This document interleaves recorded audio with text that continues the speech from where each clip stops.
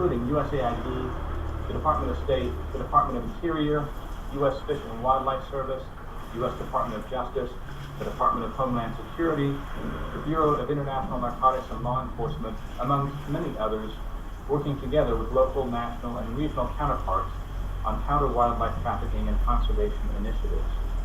The U.S. government collaborates with a wide range of stakeholders to strengthen the ever-growing movement to advance and accelerate a regional counter-wildlife trafficking agenda. As a sign of the U.S. government's continued commitment, I would also like to announce the launch of the new USAID Reducing Demand for Wildlife project, which will build on the successes of USAID Wildlife Asia, including support to implement the Regional Plan of Action for the ASEAN Cooperation on CITES and Wildlife Enforcement. This project will also work to advance the outcomes of this forum, including strengthening counter-wildlife trafficking partner coordination and cooperation in the region. The World Bank estimates the economic costs of illegal logging, illegal fishing, and the illegal wildlife trade at between $1 and $2 trillion worldwide per year. The global illegal wildlife trade continues to be a serious impediment to effective sustainable economic development. The livelihoods of local communities suffer, and the rule of law is diminished as these illegal practices continue. In the wake of the current pandemic, when the stakes are so high, environmental crimes have far-reaching harmful impacts to humans and wildlife. The illegal wildlife trade fuels instability, fosters corruption, and erodes government institutions the same way any other crime does. Poorly regulated wildlife trade also increases human exposure to zoonotic diseases like COVID-19. Yet the growing prosperity of the region is creating an environment that facilitates and speeds up the illegal trade. The incentives for wildlife crimes are too high, and disincentives remain low. Transnational organized crime syndicates continue to adapt and adjust their tactics to take advantage of loopholes and new technologies and to evade justice. So there is no single solution that will solve this challenge. It needs commitment, a whole of government and whole of society approach. The U.S. government is committed to embarking on a new era of partnership with all of you. With concerted and aligned efforts, the post-pandemic world offers us a chance to reset our focus. So thank you all for coming together to create a bold path forward. I wish you all much success over the next 3 days and congratulate you, all of you, in advance for your efforts. Thank you very much. And thank you very much indeed, Michael Heath of the U.S. Embassy in Thailand there. Jim. Now, to provide an overview on the state of wildlife trafficking and a regional approach, it's an honor to welcome the Secretary General of the Association of Southeast Asian Nations, Lim Jok-hoi.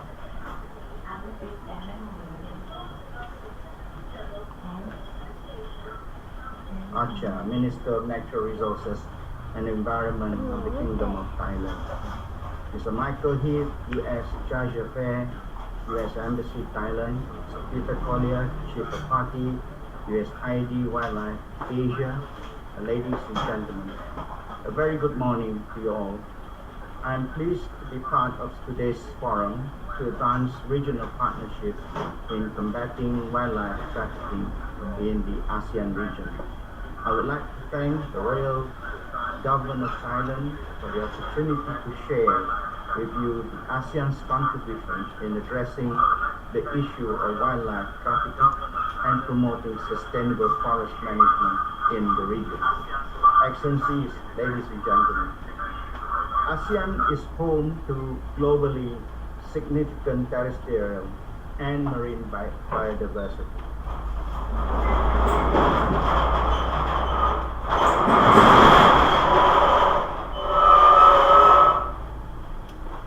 Peatlands and the most extensive and diverse coral reef in the world.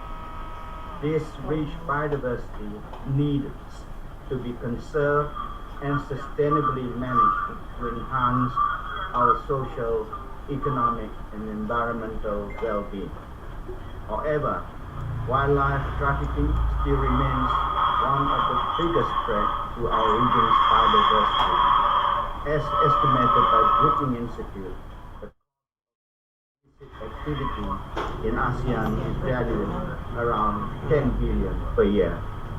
The impacts are such larger and disastrous as illegal wildlife trade is a threat not only to the environment and biodiversity, but also to the public health.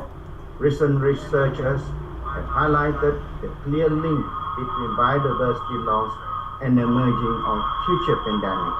The United Nations Office on Drugs and Crime reported that trafficking of wildlife animals poses greater risk for the transmission of zoonotic diseases. Wildlife trafficking continues to increase as advanced technologies has shifted illegal transaction of wildlife online, where traffickers and buyers can act with anonymity and making it even harder to trace and eradicate the practice. Excellencies, ladies and gentlemen, wildlife trafficking is not only a critical conservation issue, but also an initial element to environmental crime and a serious transnational crime. At the onset of the COVID-19 pandemic, the region has witnessed increased stockpiling and online activity of illicit wildlife commodities, despite the generic trend of reduced illegal wildlife trade activities and consumption. Following the Chiang Mai statement of ASEAN minister responsible for Convention on International Trade and Endangered Species of Wild Fauna and Flora, CITES, and Wildlife Enforcement on Illegal Wildlife Trade in 2019, ASEAN has been moving forward to promote dialogue on issues related to global and regional wildlife trade policies, demand reduction, and enhance law enforcement. The ASEAN guideline for detecting and preventing wildlife trafficking was adopted to serve as an effective regional mechanism for cross-border and inter-agency collaboration to deal with illegal wildlife trade. The plan of action for ASEAN cooperation in CITES and wildlife enforcement 2021 and 2025 was endorsed in 2020 to identify priority action and activities to combat wildlife trafficking.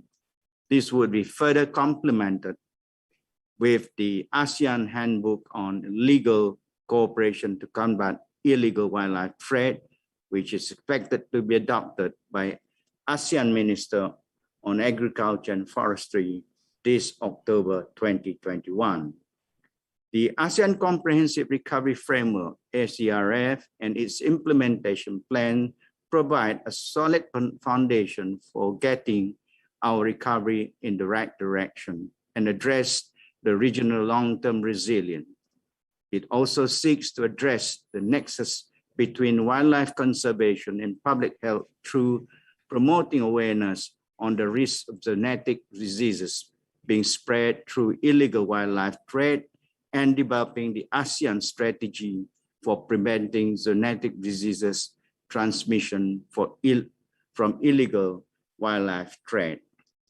Under its 3-year work program, the ASEAN Senior Official Meeting on Transnational Crime Working Group on Illicit Trafficking of Wildlife and Timber has conducted seizures and interdiction of smuggled wildlife and as well as arrested of its perpetrators and participated in joint operation organized by Interpol to combat illegal wildlife and trafficking in the region.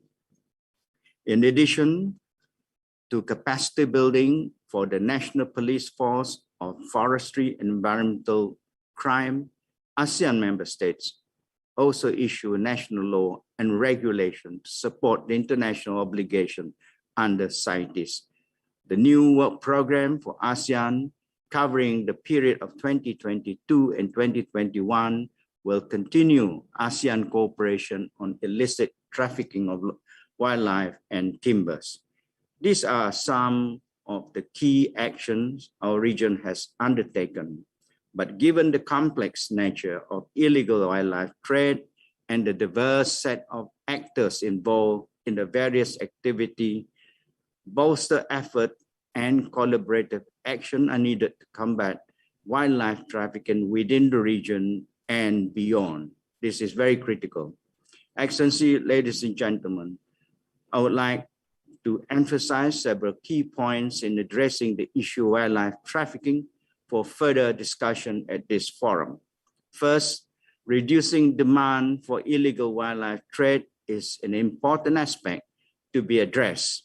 This requires better regulatory framework, effective cross-border collaboration, and awareness to facilitate the eradication of illegal wildlife market.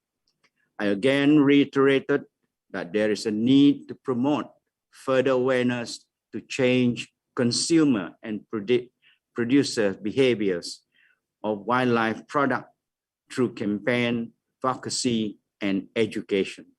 Second, I would like to encourage advancing more robust partnership and closer cross-pillar cooperation to combat illegal wildlife trade and to enhance capacity of the ASEAN member states and effective law enforcement across the border.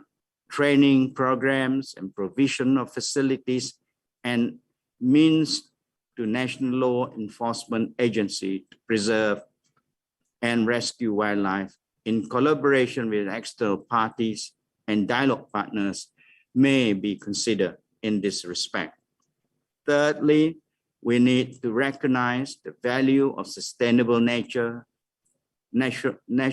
capital investment in promoting health and livelihood of ASEAN's people and ASEAN's pursuit of SDG and economic development. As there is a necessity to scale up investment in wildlife protection, biodiversity conservation, and public health, the private sector should be fully engaged to support the implementation of the related policies and act as the drivers of innovation in this context. Lastly, I would like to encourage our partners to conduct research and development in the application of nature-based solutions in combating illegal wildlife and in the broader context of forest management and climate change. In conclusion, I would like to thank you, all of you, for attending this important forum, and I look forward to the productive and meaningful discussion today. I thank you for your attention. Thank you very much indeed, Excellency, the Secretary General of the Association of Southeast Asian Nations there, Lim Jok Hoi. Now, national leadership is critical to the regional cooperation and coordination that Mr. Lim was talking about there. And to speak on this, we're joined by Minister Warawut Silpa Acha of the Ministry of Natural Resources and Environment of the Kingdom of Thailand. Excellency Dato' Lim Jok Hoi, Secretary General of ASEAN, Mr. Michael Heath, Chargé d'Affaires of the U.S. Mission of Thailand, Mr. Steve Olive, Mission Director of Usaid Regional Development Mission for Asia, Mr. Peter Collier, Chief of Party, Usaid Wildlife Asia, distinguished guests, ladies and gentlemen, Swadee Krap, and a very good morning to you all. May I begin by warmly thank you, the U.S. Mission to Thailand and Usaid Wildlife Asia, for co-organizing this timely and important forum in the wake of COVID-19 crisis. It is also my great pleasure to welcome you all to this forum to share our experiences and information, as well as to discuss on the way forward to counter wildlife trafficking in our region and beyond. Excellencies, ladies and gentlemen, during the last century, many people around the world have to rely on wildlife for their livelihoods and to meet their basic needs. Furthermore, demands for illegal live specimen, parts, and products of wildlife have occurred in many regions of the world. It has been evident that consumption of wild animals is related to emerging infectious diseases, or EIDs, in humans, including COVID-19. We have to admit that COVID-19 crisis is exacerbating the current planetary emergency of nature loss and climate change, putting the health of current and future generations at risk. As we are entering a post-COVID-19 landscape, I would like to encourage all of us to take this opportunity to strengthen our collaboration in protecting our biodiversity and ending the trade in illegal wildlife.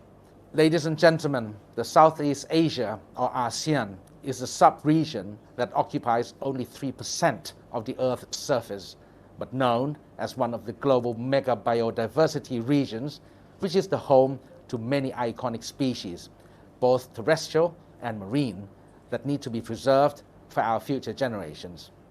However, illegal trade in wildlife, value almost $20 billion annually, remains an ever-present ASEAN issue which contributes to the continuously dramatic decrease in populations of wild animals such as elephants, tigers, and pangolins.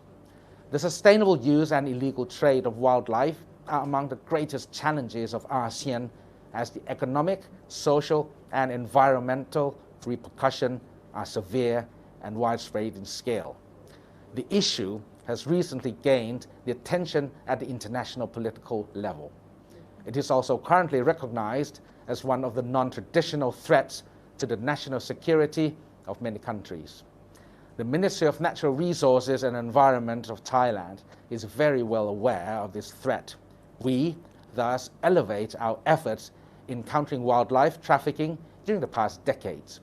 The 2019 Wildlife Conservation and Protection Act has been formulated and entered into force in order to enhance protection levels of endangered species. The penalties, both in terms of fine and imprisonment, have dramatically increased. I believe that the penalties for illegal wildlife trafficking in Thailand now are the strongest in the region, which hopefully can serve as an effective deterrent for wildlife crimes. The enactment of the 2019 Community Forest Act is also a strong societal driving force that encourages people and local communities to conserve as well as to enlarge the forest areas which serve as wildlife habitat, as well as the buffer zone for separating wild animals from humans. Ladies and gentlemen, as wildlife trade chain is the major contributor to the decreasing of wildlife population, it is essential to stop the supply chain. Within the supply chain itself, ASEAN has been considered as either transit or destination sites. Thailand, through ASEAN cooperation, has seriously fought against the illegal wildlife trade for decades, since the 13th meeting of the Conference of the Parties to CITES in 2004 in Bangkok, Thailand. The establishment of the ASEAN Wildlife Enforcement Network, or ASEAN WEN, in 2005 was the evidence of our regional vision and strong collaboration to combat wildlife trafficking. ASEAN WEN was served as a role model for regional cooperation that inspired other regions to create similar networks and eventually connected to each other, which resulted in enhancing our efforts in combating illegal wildlife trade in many regions of the world. Later on, ASEAN WEN was further developed to be the ASEAN Working Group on CITES and Wildlife Enforcement since 2016. The special ASEAN Ministerial Meeting on Illegal Wildlife Trade was also held in Chiang Mai, Thailand in 2019 to jointly put forward a policy against illegal trade of wild animals. The ASEAN ministers responsible for CITES and wildlife enforcement committed to step up our efforts in combating wildlife trafficking, as well as to raise the people's awareness on dangers of wild animal consumption. The Chiang Mai Statement reaffirmed ASEAN's commitment to the United Nations 2030 Agenda for Sustainable Development Goals on urgent action to end poaching and trafficking of illegal wildlife products. It is also highlighted the importance of the demand, production, and law enforcement, with emphasizing on fighting against wildlife cybercrime. Such policies have been translated into action through the Plan of Action for ASEAN Cooperation on CITES and Wildlife Enforcement 2021 to 2025, focusing on the importance of partnership approach while reiterating the need to prevent the transmission of zoonotic diseases from wildlife to humans. As a matter of fact, no single country or region can fight this battle alone. Thailand has thus played an active role in global community such as under CITES and the Convention on Biodiversity in order to cooperate with other parties to respond to transnational wildlife crimes. Although we have put our utmost efforts to tackle the problems at all levels, as I mentioned, transboundary wildlife crime continues to be one of the most pressing challenges we are facing. This challenge has been made more difficult in the wake of the current pandemic. As we are entering the post-pandemic landscape, we have to put our nature on a path to recovery for the benefit of all people and the planet. We have to stop illegal, unregulated, and high-risk wildlife trade and consumption. I therefore would like to urge all of us to elevate our cooperation under the partnership approach to counter wildlife trafficking in our region and beyond. I sincerely believe that our endeavor will further our movement towards the achievement of ending illegal wildlife trade and will eventually contribute to the betterment of our natural resources and environment. I wish that the virtual forum today will advance our coordinated actions towards a more sustainable and resilient future. Thank you. ขอบคุณครับ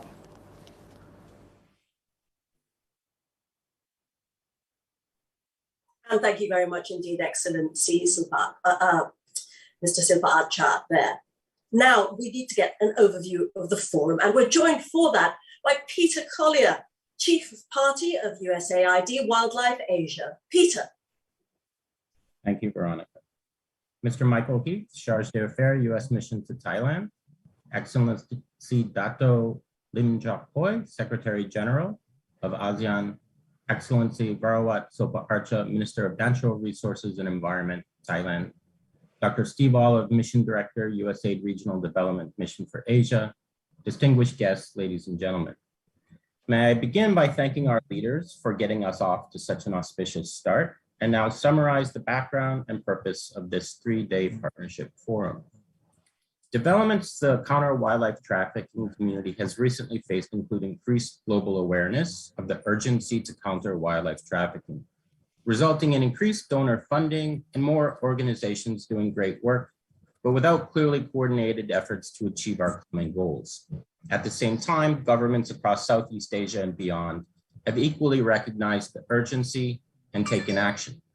As noted, the ASEAN Ministerial Meeting on Illegal Wildlife Trade, held in Thailand in 2019, issued the Chiang Mai Statement, which set forth bold priorities to counter wildlife trafficking, and which provided a foundation for regional action and consensus. In the sidelines of that meeting, development partners met and issued a complementary set of points in support of the Chiang Mai Statement. Everyone in that partner dialogue agreed on the need for greater coordination in support of those priorities. ASEAN has since taken further steps, including the Plan of Action for Cooperation on CITES and Wildlife Enforcement, which is not a cure-all, and not all CWT partners are focused on supporting regional intergovernmental action, nor should they. But a next step could be for donors and partners to review and provide coordinated support in the implementation of that plan. A final change in context is the COVID-19 pandemic, which presents a question. How should counter wildlife trafficking efforts change in response to the global impacts of COVID-19 and the continuing threats of zoonotic diseases and future pandemics? Further questions we hope to tackle over the next 3 days in the spirit of partnership and collective action include: what have we learned in the course of our work over the past decades that can increase our ability to end wildlife trafficking? How can we better leverage leaders, champions, and influencers to strengthen a movement encompassing all of civil society that will finally end wildlife trafficking? How should donors and development partners coordinate? And how can ASEAN bodies and member states, donors and development partners all work together to coordinate effectively? Finally, what would you hope for in a counter wildlife trafficking development partner coordination platform for Asia to strengthen coordination of the region? In addition to tackling these questions, sharing knowledge and expertise, we hope this forum will result in a shared commitment to establish such a partner coordination platform, and this will launch a new era of regional partnership to end wildlife trafficking once and for all. Thank you. Thank you very much indeed, Peter. All right, that concludes our welcome session. We can now move on to session 1.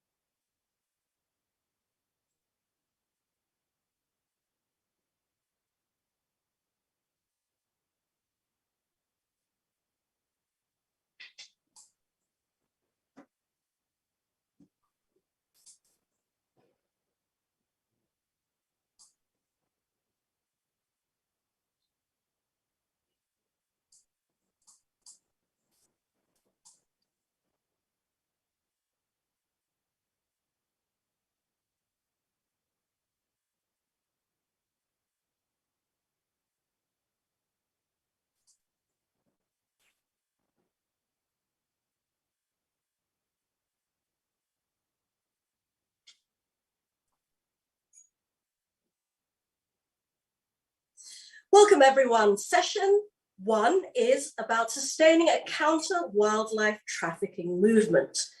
The session overall is designed to set the context, stimulate ideas, and help inform and guide discussion for subsequent sessions.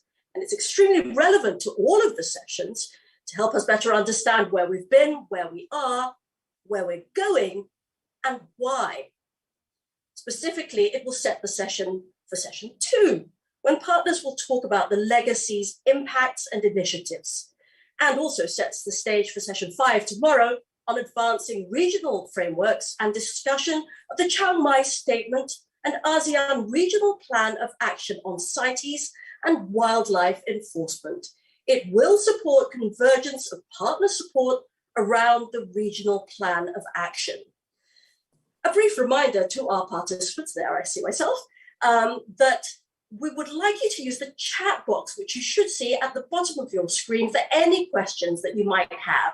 There will be a question and answer session at the end of the presentations and discussion part of session 1.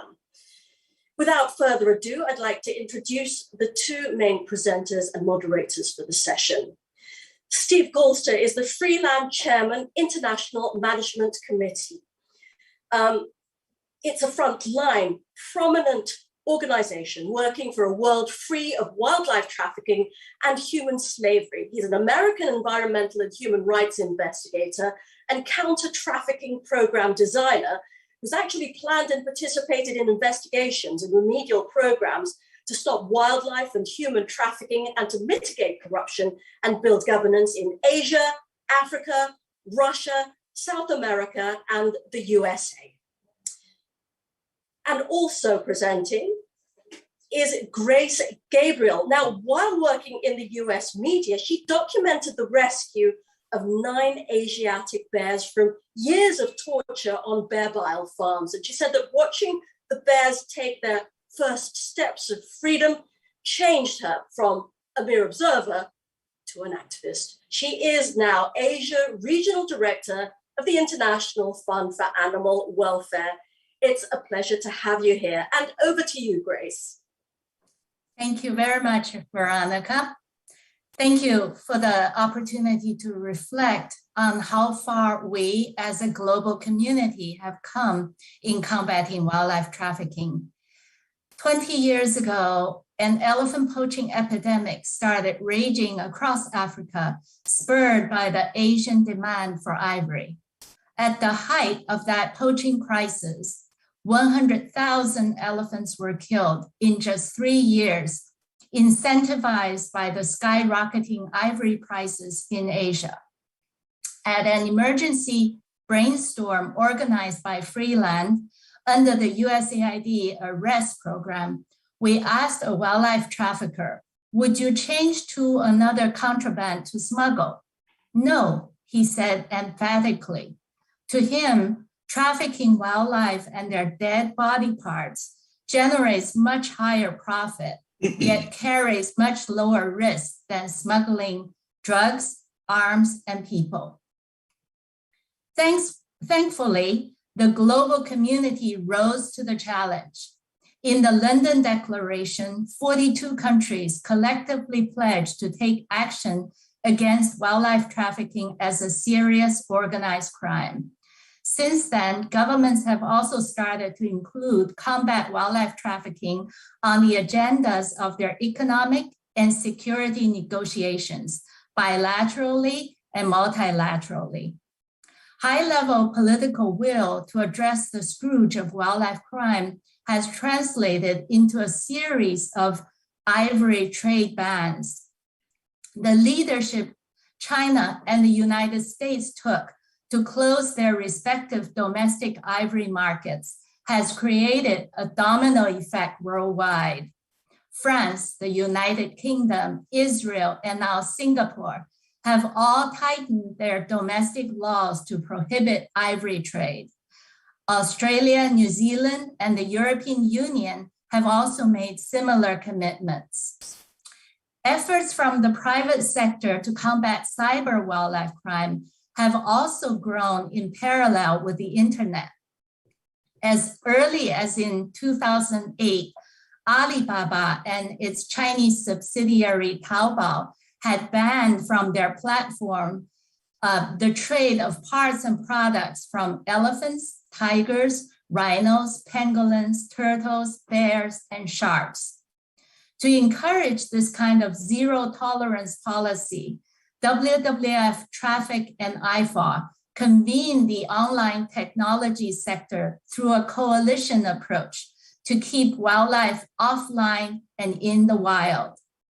Today, 44 internet companies have joined the global coalition to end wildlife trafficking online, comprising more than 11 billion user accounts around the world.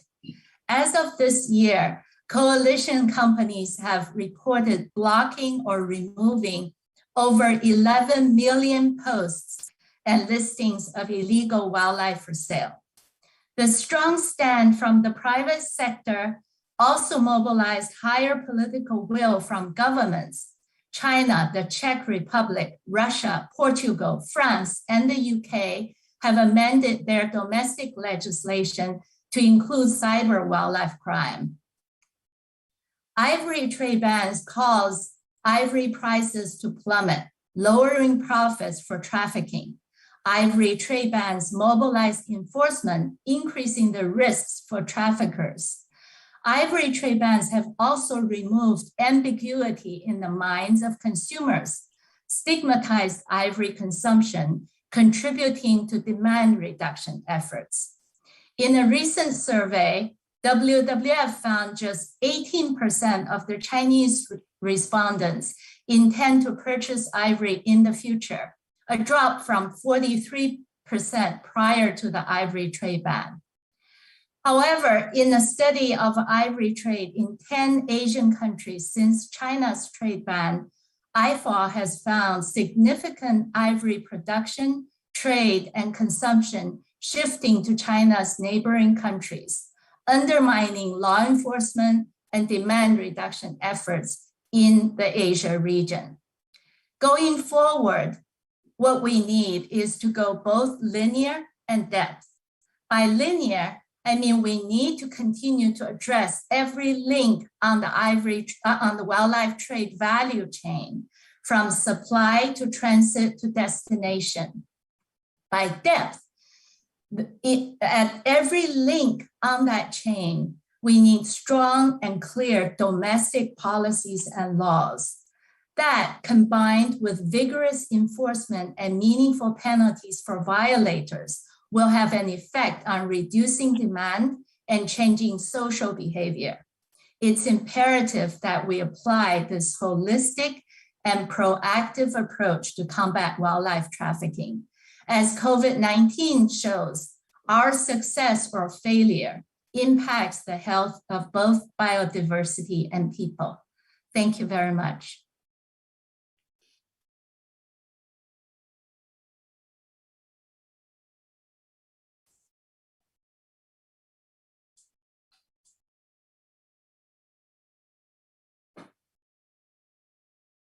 I give the floor to Steve.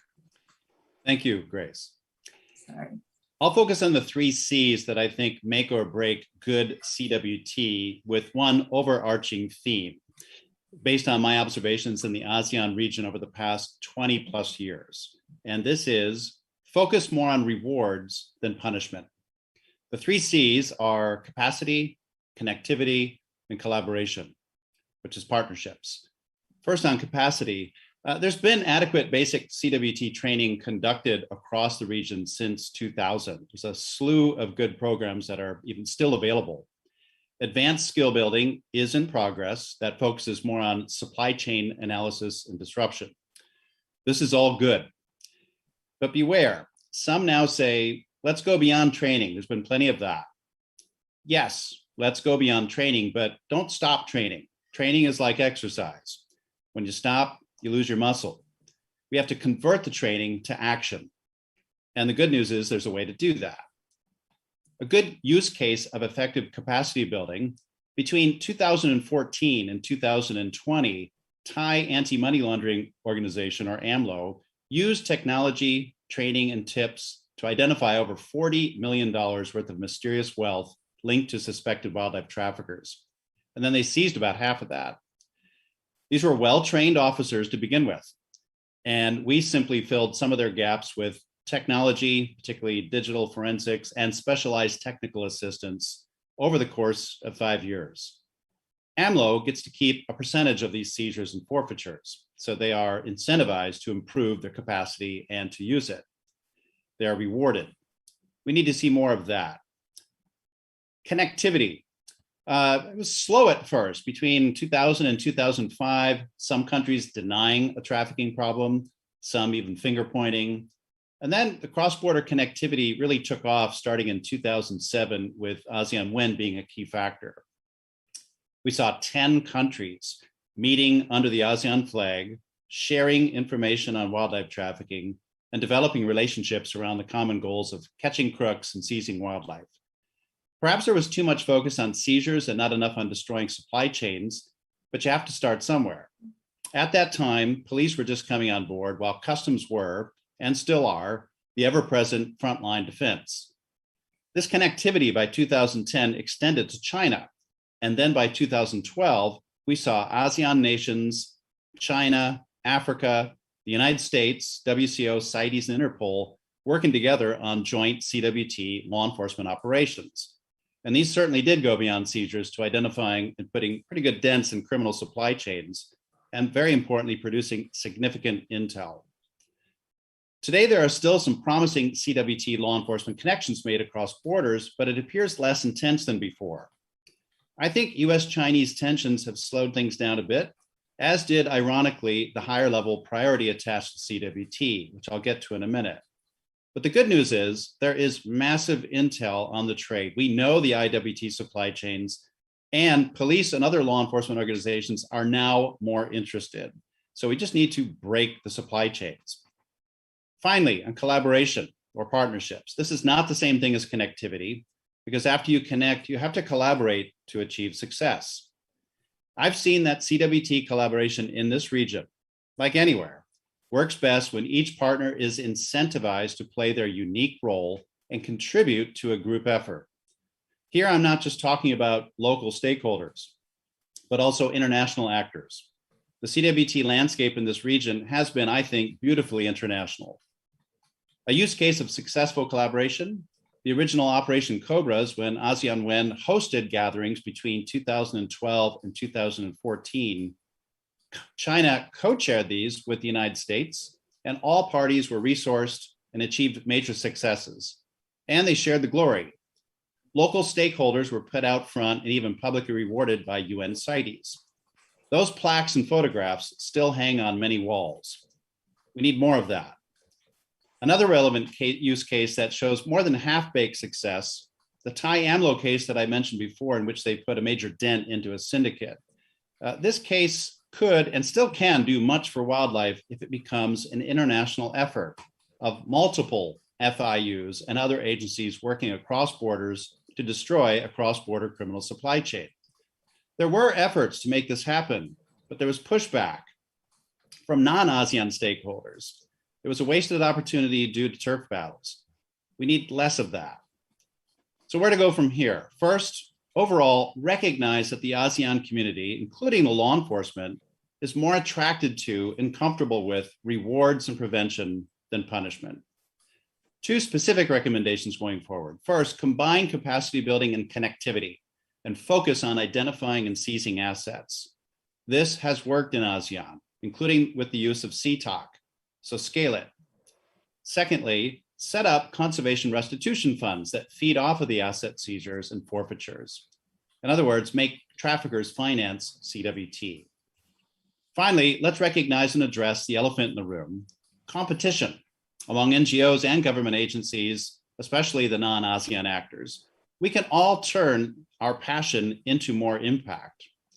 When CWT became a higher priority starting around 2013, that led to more money, more actors, all competing over a growing but still limited pie. It is a very good thing that more organizations are interested in CWT, but we need to manage and harness a growing landscape of CWT stakeholders for real impact. But how? I think by embracing the revolutionary blockchain technology.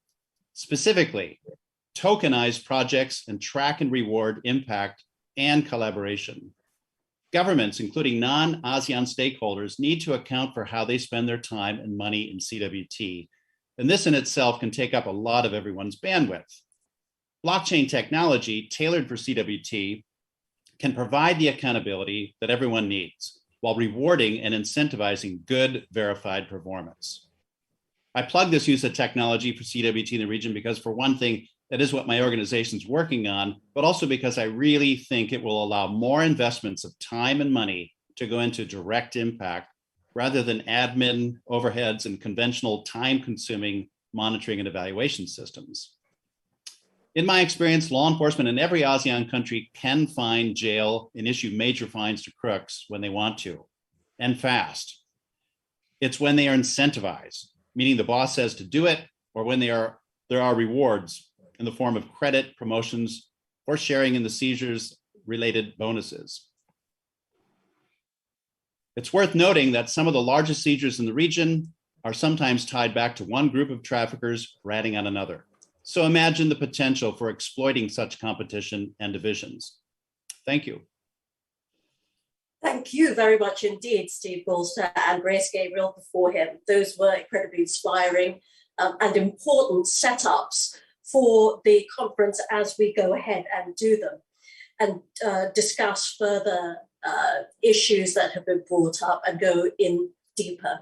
Thank you very much indeed. I'm afraid we're running out of time, so though we had planned to have some discussion with yourself, Steve, and Grace, I'm afraid we might not have time to do Q&A right now. What I'd like to do is to instead introduce our speaker from the ASEAN Secretariat, because he will set forth the case for a regional approach.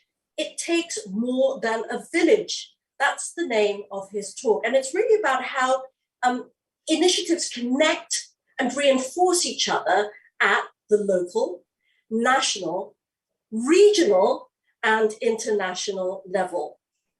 Thank you very much indeed. It's a pleasure now to be able to introduce Dr. Pham Quan Minh. Thank you, Veronica, for the introductions. And just for ASEAN, right? Addressing the impacts of the illegal wildlife trade is always one of the important issues for us. And for a long time, ASEAN also develops a lot of activities and policy to address this situation.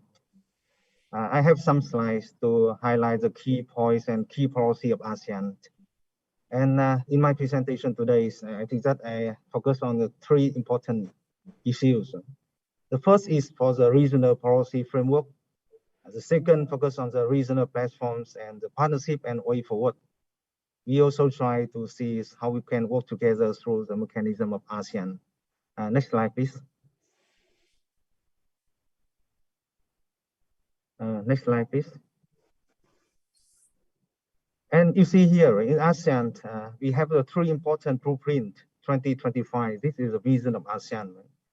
We have ASEAN Economic Community Blueprint 2025, ASEAN Political and Security Community Blueprint 2025 and ASEAN Social and Cultural Community Blueprint 2025.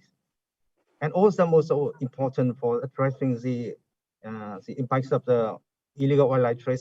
For example, in the AEC Blueprint 2025, right, promoting sustainable forest management by ensuring sustainable resource production and promote good governance and transparency is one of the important policy in the region.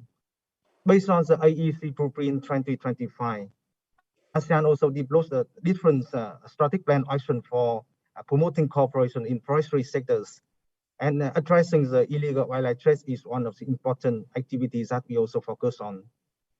Under APSC Blueprint 2025, enhancing cooperation in addressing other emerging transnational crimes, including illicit trafficking of wildlife and timbers, in accordance with the relevant international convention, also is one of the important things that we also need to focus on.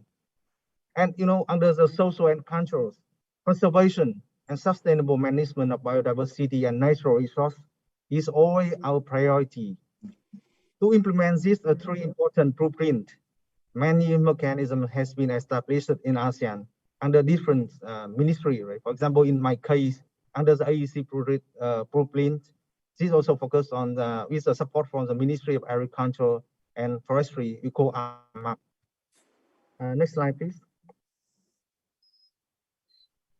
For the regional policy and frameworks, in fact, ASEAN also has several strategic plan action.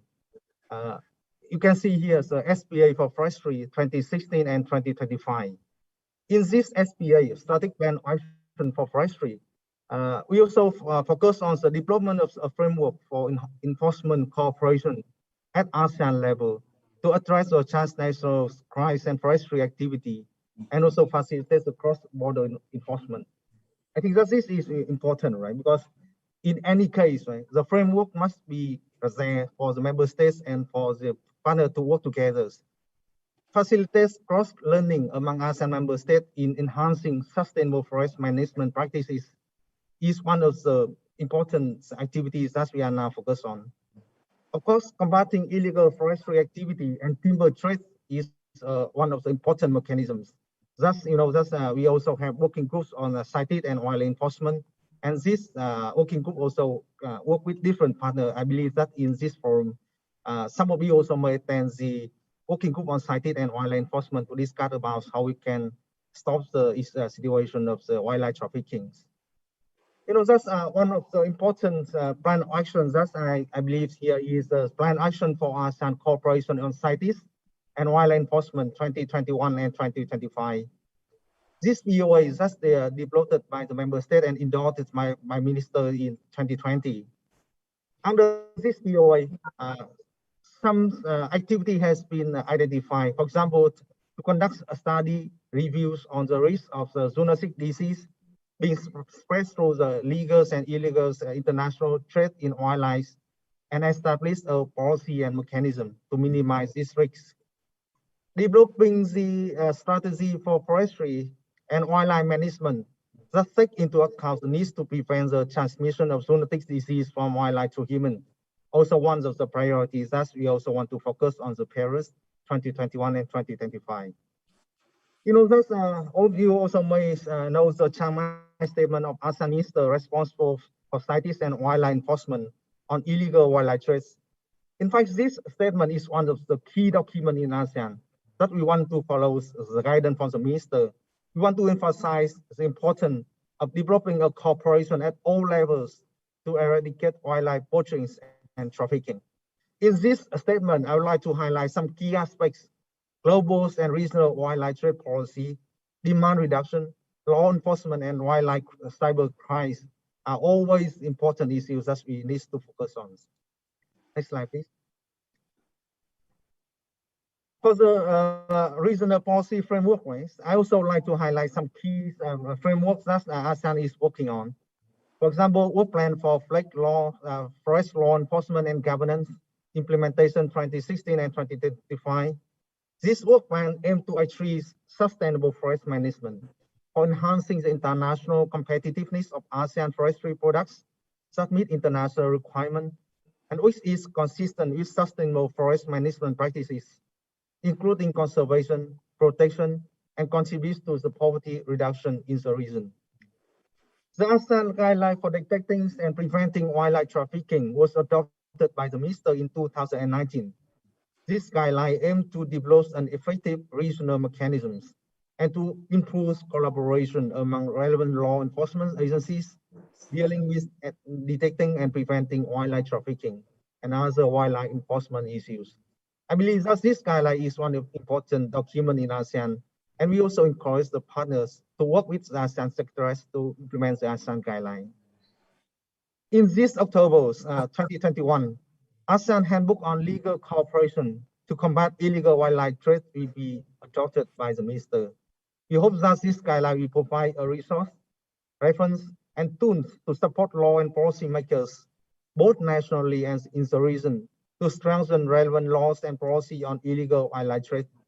A lot of working groups, a lot of meeting has been organized with the member state to develop the handbook just in this year 2021, and before that in 2020 we also developed work with the member state and partner to develop the handbook. Next slide, please. For the regional platform, right? As a point in time, you have two regional platforms that we focus on the wildlife trafficking. The first one is the ASEAN Working Group on CITES and Wildlife Enforcement. This working group also operates under the ASEAN Senior Officials on Forestry. These working groups provide policy recommendation and strengthen law enforcement and support good governance in combating illegal trade in wild fauna and flora. I believe that some of you also attend the discussion of the ASEAN Working Group on CITES and Wildlife Enforcement, and I also encourage all of you also join this meeting. If you want to join, just communicate with us, and we also work with the member state to invite you to join to discuss on the policies, activity, and recommendation on how you can settle the situation of illegal trafficking. The other working groups under the political and security community is SOMTC, working group on illicit trafficking on wildlife and timber under SOMTC. Right? This working group is important body to strengthen cross-border cooperation in law enforcement, such as of environmental crimes, and collaborate with other sectors to combat illegal wildlife trade. Next slide, please. During the implementation of the activity related to the trafficking, right? So we also see that there are some challenges. For example, inter and intra-sector coordination, different law enforcement, forestry, custom, police. Sometimes we also need to improve and strengthen the coordination across different sectors. And I believe that this is one of the most important things, right? How to connect forestry people, how to connect custom people and police is one of the important things that we need to focus on. The second thing I also see that the challenge is the exchange of data and information, and the availability of the information and data. In this connection, I also encourage all partners to work with our sector, right, to identify the important data and information. That will be important basics for us to address the matters of illegal wildlife trade. Next slide, please. For the partnership and the way forward, right? I still encourage all the partners also focus on the implementation of the planned action for ASEAN cooperation in CITES and wildlife enforcement. At this point in time, the ASEC and the ASEAN member state, we also continue collaborate with the different partners. For example, here, we work with USAID, Wildlife Asia, USAID Prospects, and Ignite. I also like to invite all the international organization partners to exchange best practices and explore collaboration. For the potential areas of collaboration, this all under the discussion of ASEAN, right, under the relevant SPA static plan action. But I would like to highlight here some points for your consideration. The first one, I think that address the wildlife cyber crime is one of the important aspects that we also want to work with partners. Promote demand reduction. I think that is very important, right? How to reduce the demand, how to encourage the members, the people not to consume the illegal matters, and improve the governance on wildlife enforcement through the regional policy development. We also want to focus on capacity building and exchange best practices and knowledge how to deal with the situation. And of course, develop the relevant protocol to strengthen illegal wildlife trade and wildlife trafficking is also one of the important priority at this point in time. Next slide, please. I think that's I will stop my presentation here, and I also look forward to work with you on those priority area of cooperation. Thank you. Reynolds, back to you. Thank you very much indeed, Dr. Min. We really appreciate your providing the regional approach. It takes more than a village. Now, it's a pleasure to introduce our next presenter, who will be talking about the call to a global action, because we need to go on all levels, as we've explained previously. Associate Justice Michael Wilson is really a pioneer and passionate champion for the environment and environmental rule of law. He served as chair of the Environmental Court Working Group to manage the implementation of the Hawaii Environmental Court in 2015. He's a founding member of the Global Judicial Institute on the Environment. And since 2014, he's been appointed to the Hawaii Supreme Court. I hope that's correct. What time is it there in Hawaii, Justice Wilson? Thank you so much for joining us. We look forward to hearing from you. Well, thank you. And aloha from Hawaii. It is now 4:35 in the afternoon, and I wish you good morning. And Mr. Goldster and Ms. Gabriel, Mr. Min, it's a pleasure to appear on this panel with you. And I, of course, have been given the pleasure of speaking to the global call to action. So to put this in a global perspective, I'd ask that perhaps we reflect on those who've decided to link their lives with USAID wildlife, the members of this audience, because it raises a question: to what extent are those who are devoting their precious time to this gathering, to what extent are you of consequence to the global community? We've had a lot of discussions about the importance of illegal trafficking of wildlife to the pandemic. But let me move to an issue that some of our speakers have also alluded to, which is the climate crisis.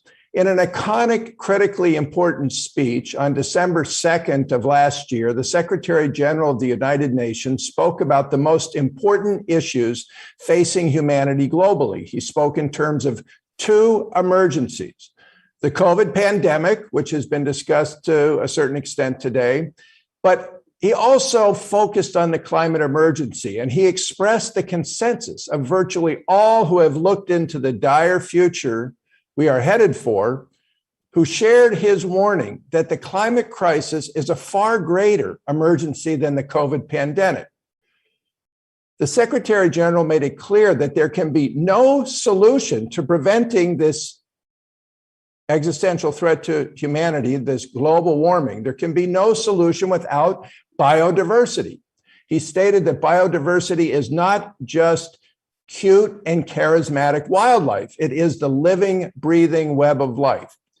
Indeed, nature-based solutions, as he pointed out, could provide 1/3 of the net reductions in greenhouse gas emissions required to meet the goals of the Paris Agreement. So the work that USAID and all of its partners here today, the work that is being done is not the work of the Humane Society.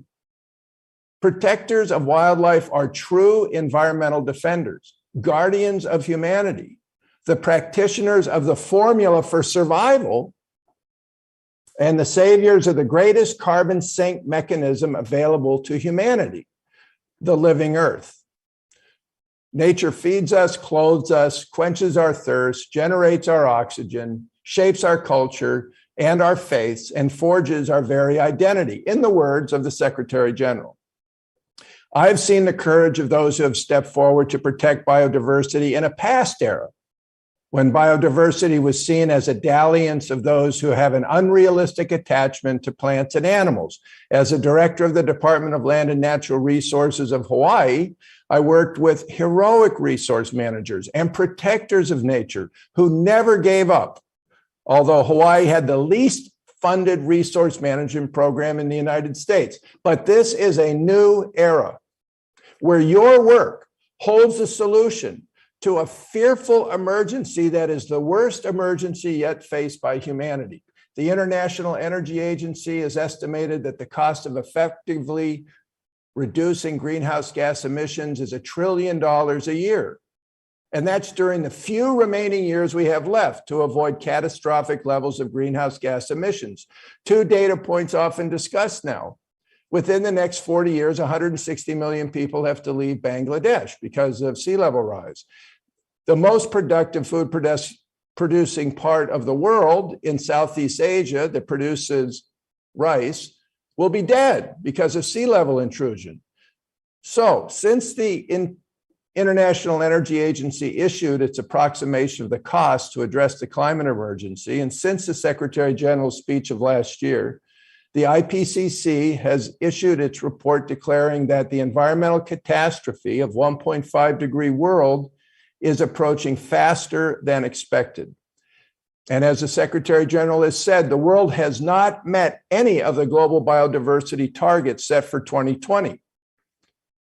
Last week in Marseille at the World Congress of the International Union for the Conservation of Nature, with the leadership in part of the partners here today, such as the World Wildlife International and the nations of the world, voted 1,000 NGO members present. The majority voted for, and the majority of the world's nations voted for a climate crisis commission based on the proposition, for a very important proposition, that we must have a climate protection plan that embraces biodiversity.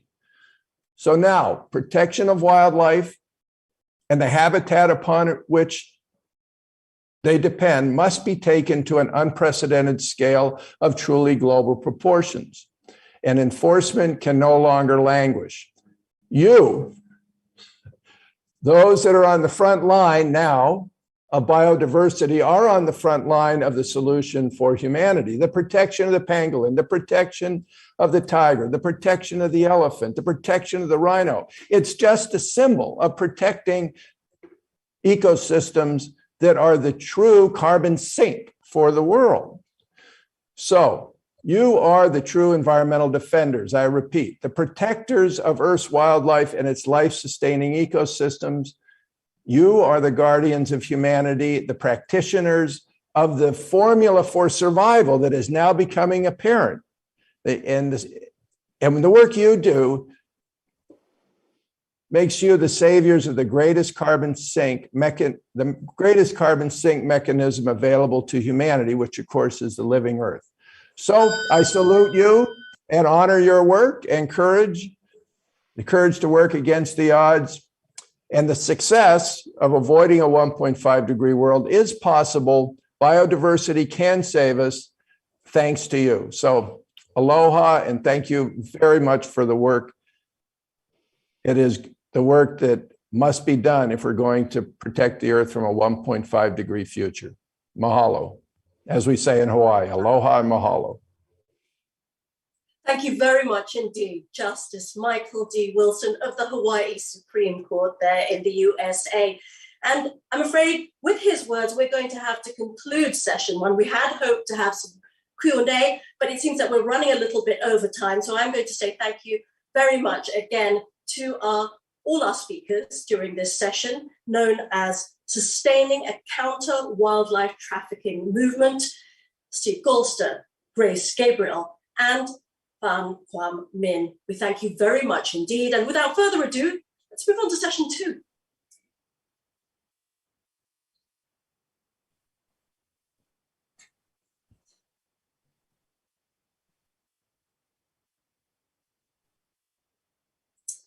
All right, welcome to session two, Tipping the Scales, Legacy, Impacts, and Partnership Initiatives, as you've just seen on that slide there.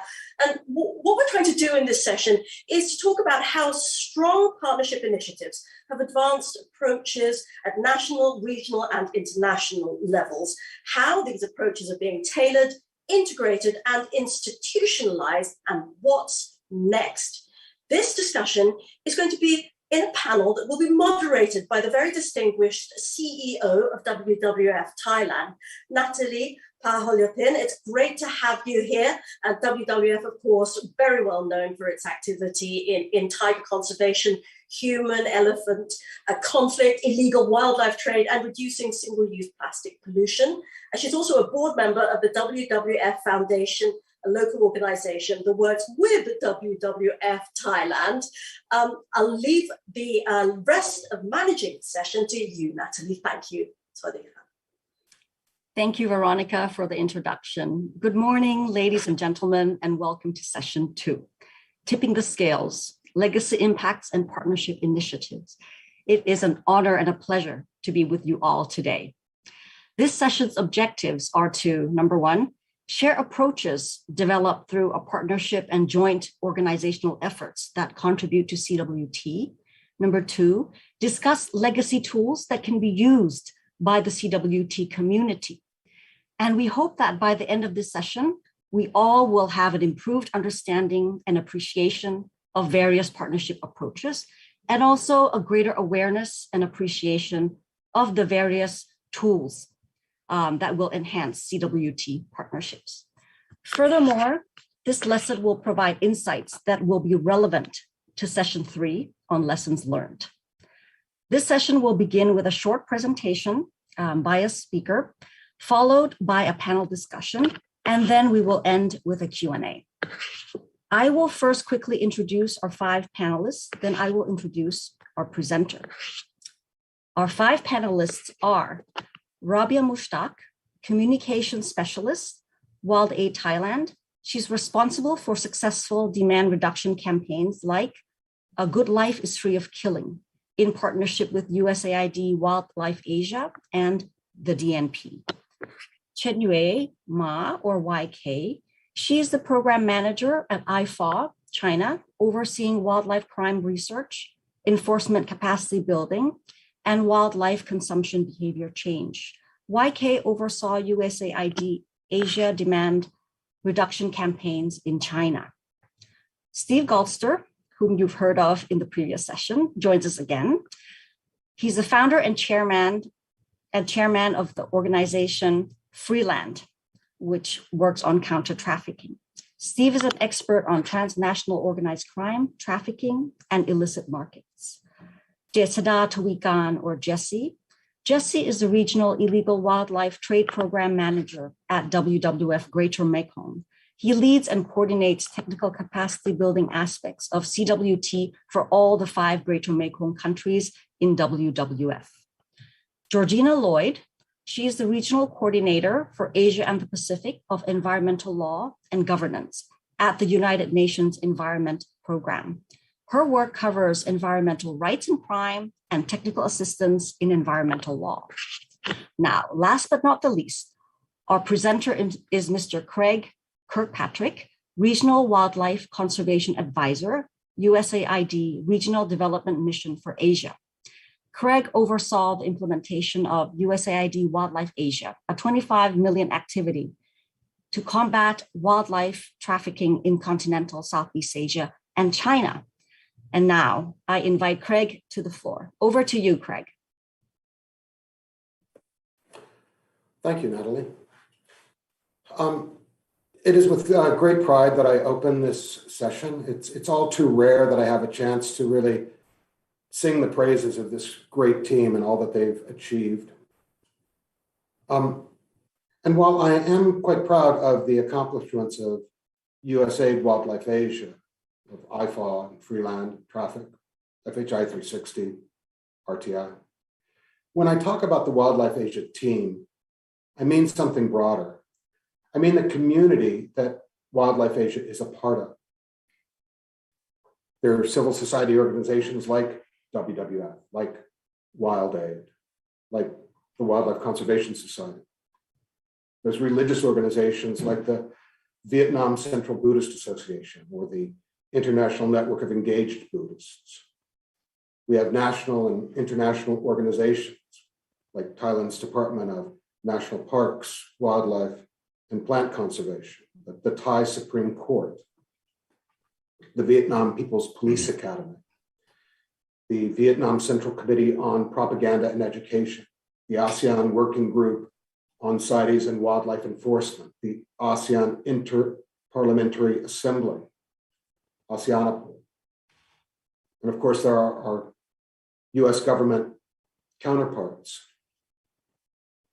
in US Fish and Wildlife Service, the Department of Justice, the Department of Homeland Security, the Office of the Environment, Science, Technology, and Health in the State Department, and of course are the UN agencies such as UN Office of Drugs and Crime, UN Development Program, UN Environment Program.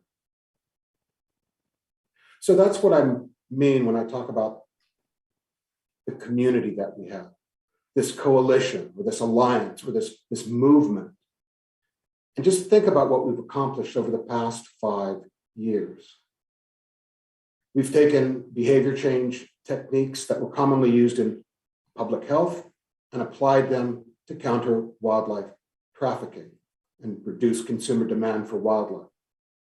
We've done this with 11 campaigns in 3 countries and seen dramatic reductions in the intent to purchase and in the social acceptability of wildlife, the use of wildlife. China, Vietnam, Thailand. We've shown that it works. We have the data to prove it. And we are at the forefront of having counter wildlife trafficking become a new central pillar in our efforts to counter wildlife trafficking. We've also continued to broaden and deepen the networks of law enforcement in Asia and reaching out to Africa, resulting in ever more effective enforcement actions. And we're also making substantial progress in institutionalizing counter wildlife trafficking training for law enforcement with outreach to the People's Police Academy in Vietnam and also with ASEANAPOL. On prosecutorial and judicial responses, we've worked regionally with the ASEAN Inter-Parliamentary Association and with the ASEAN Working Group on CITES and Wildlife Enforcement. And within Thailand itself, we've gone deeper, working with the Judicial Training Institute to develop curriculum on environmental jurisprudence.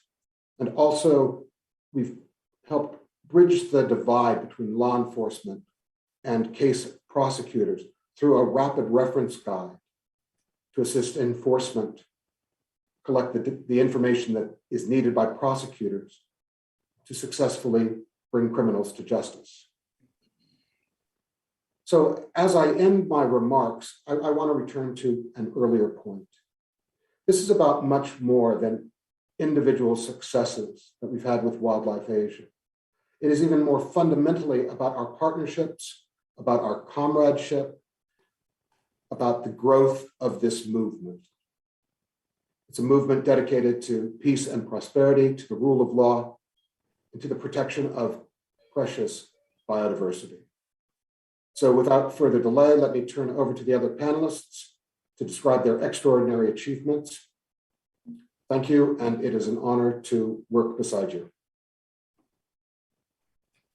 Thank you very much, Craig. Your presentation really helps to set the tone for the panel discussion. Yes, so let me go to Steve. Freeland has contributed to the tools like CTOC that have been used to strengthen law enforcement capacity. How does CTOC support partnerships and international collaboration, and why is it so important? And perhaps you can address what you think the future for CTOC is in order to prolong the movement that Craig just mentioned. Thanks, Natalie. So through like 22 years of practice in the region, we have found that the best return on investment on capacity building is to combine it with networking. And that can be at the national or cross-border level to support relationships and make it case-based. Specifically, convene and train enforcement chains to identify and destroy criminal supply chains. So there's three key elements to this CTOC. Convene the right officers, and right equals passionate and having the authority to arrest traffickers and or seize their assets. Also provide these officers with useful training and technology to identify and disrupt basically these businesses. These are most wildlife trade in the region is covered by legal business. It's not done in the dead of night by a few trucks smuggling across the border. It's done under legal cover. And thirdly, provide these officers, these agencies with information or intelligence that will help them score victory.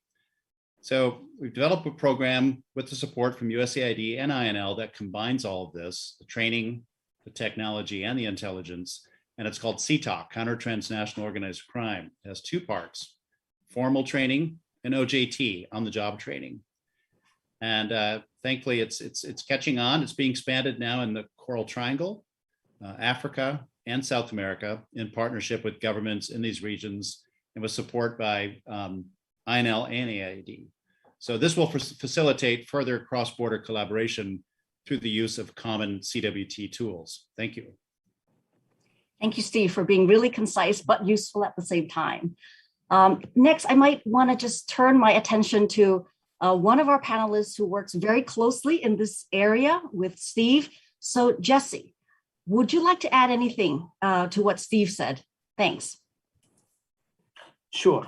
Well, as Steve mentioned, CTOC is trying to bring together, effective interagency coordination, because actually wildlife trafficking is not just one agency. Usually when people talk about wildlife trafficking, it's more on police because it's, environmental crime. But basically it's, this is transnational organized crime. So you have to work with customs, you have to work with wildlife authorities. So everybody's have to work together, to promote the establishment of multi-stakeholder network, which, that's the main reason for CTOC and, at the highest levels, at ASEAN levels.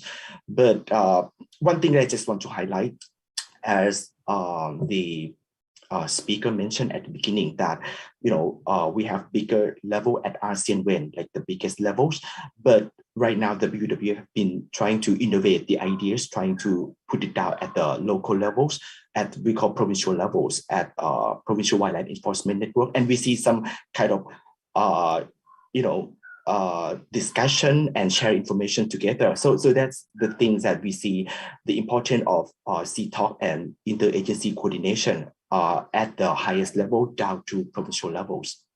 Thank you. Thank you so much, Jesse, for contributing to and building on the points that Steve had mentioned. We'll come back to you later. But now let me turn my attention to Rabia.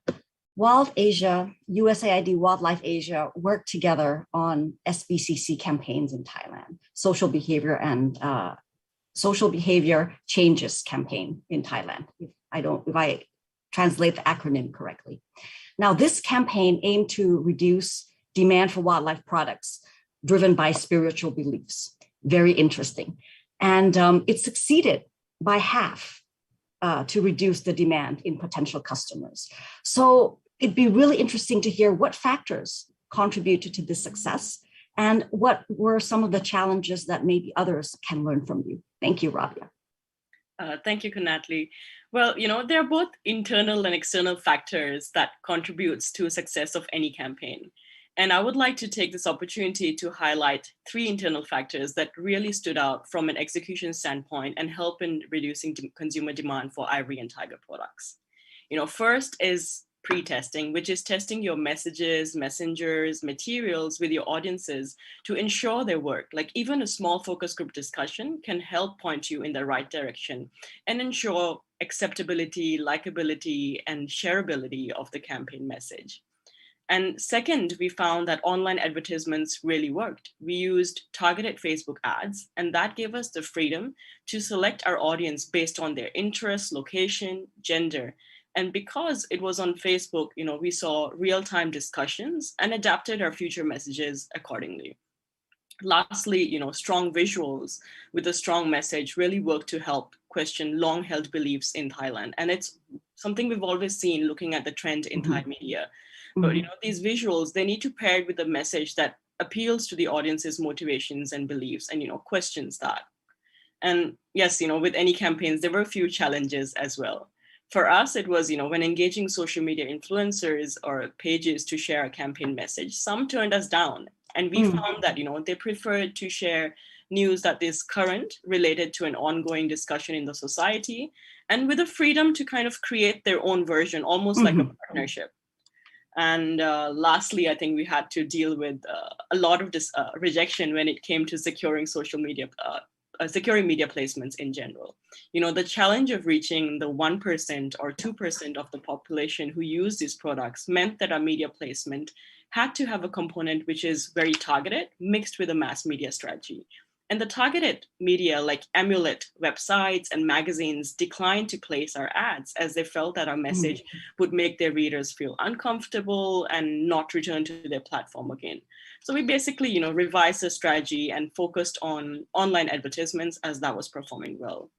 To sum up, I think we were just flexible, listening, and adapting our campaign messages to reach our audience as efficiently and as effectively as possible. Great, that's really insightful, and local cultures do play, I think, a very important part of either encouraging or reducing demand. So I know that Chun Wei or YK, representing I4 China, also has had experience in working and developing campaigns. So let me turn my attention to her. So in China, I4, USAID, Wildlife Asia's SBCC campaigns also succeeded in reducing demand. So YK, would you like to add anything to what Rabia has said? Yes, thank you, Natalie. I agree with Rabia's point that pretest is definitely crucial, because when we talk about social behavior change communications, we need to really listen to how society responds so that we can react accordingly. This is actually another strength of online promotion, as Rabia highlighted. Online promotion allows us to collect data in a timely manner so that we can adjust the campaign strategy to enhance effectiveness and efficiency. After the first round of promotion of the wildlife-free gifting campaign in China, through data collection features of the online platform we use, we did snapshot analysis of the campaign, which gave us very valuable insights on how our target audience perceive our campaign and how they prefer to receive message. Based on the result, we were able to adjust our strategy to make the second round promotion more targeted and effective. Thanks, Chun-Hui. And I'm going to ask you another question since I have you here on Spotlight. How do you think I4's success in engaging partners from various sectors of society can be replicated in other Asian countries? Yes, one of the essential elements for successful SBCC campaign is to create messages that are culturally appropriate, politically sensitive, and socially mobilizing. And these three aspects mean different things for partners from different sectors of the society. Based on I4's experience, the key to establish and maintain an impactful partnership is to really understand the partner's need so that the strengths from both sides can be synchronized. Instead of having partners join our campaign, which is usually a one-time thing, we need to tailor design campaign activities together with our partners so that they will proactively invest in the joint effort. By doing so, we usually able to leverage continuous engagement of our partners to ensure campaign sustainability and create a network of partners, which in itself becomes campaign legacy. During USAID Wildlife Asia campaign, despite the challenges we faced from Sino-US tension, we managed to in-depthly engage several public sector campaign partners to jointly organize wide-reach activities. For instance, we engaged a Jinsha Museum to launch a themed exhibition focusing on one key message that only museum should be the place to appreciate the beauty of ivory carving. We had rounds of meetings with our partners to learn about their main objectives and how they would like to interact with their target audience. Eventually, 1/3 of the exhibition focused on elephant conservation, and our wildlife protection law campaign materials became an organic part of the exhibition. So in summary, I think the most important thing in leveraging sustained partner engagement is making our campaign their own. Thank you, Natalie. Thank you very much, YK. That's very insightful. And I'm glad we are talking also about art as part of effective social behavior change. Thank you for those points. Now let me turn to Georgina. Why are partnerships vital for judicial capacity building? Can you please give a few examples of UNEP's Global Judges programs that harness the synergies of various partnerships? Thank you, Natalie. Let me start by saying that UNEP has found that judicial capacity building is really critical to provide the foundations of environmental awareness in order to successfully deter and disrupt environmental crime. The sharing of judicial opinions and thinking from around the world has been the hallmark of judicial capacity building that UNEP has supported. And so we have found, and this was stated in the 2019 Rule of Law report, that peer-to-peer exchange amongst judges and access to decisions from sister courts can significantly increase the number of environmental cases heard. So this has been done through partnerships, as was mentioned. We work closely with the Global Judicial Institute on the Environment that Justice Wilson mentioned earlier. We've also worked closely with the IUCN World Commission on Environmental Law.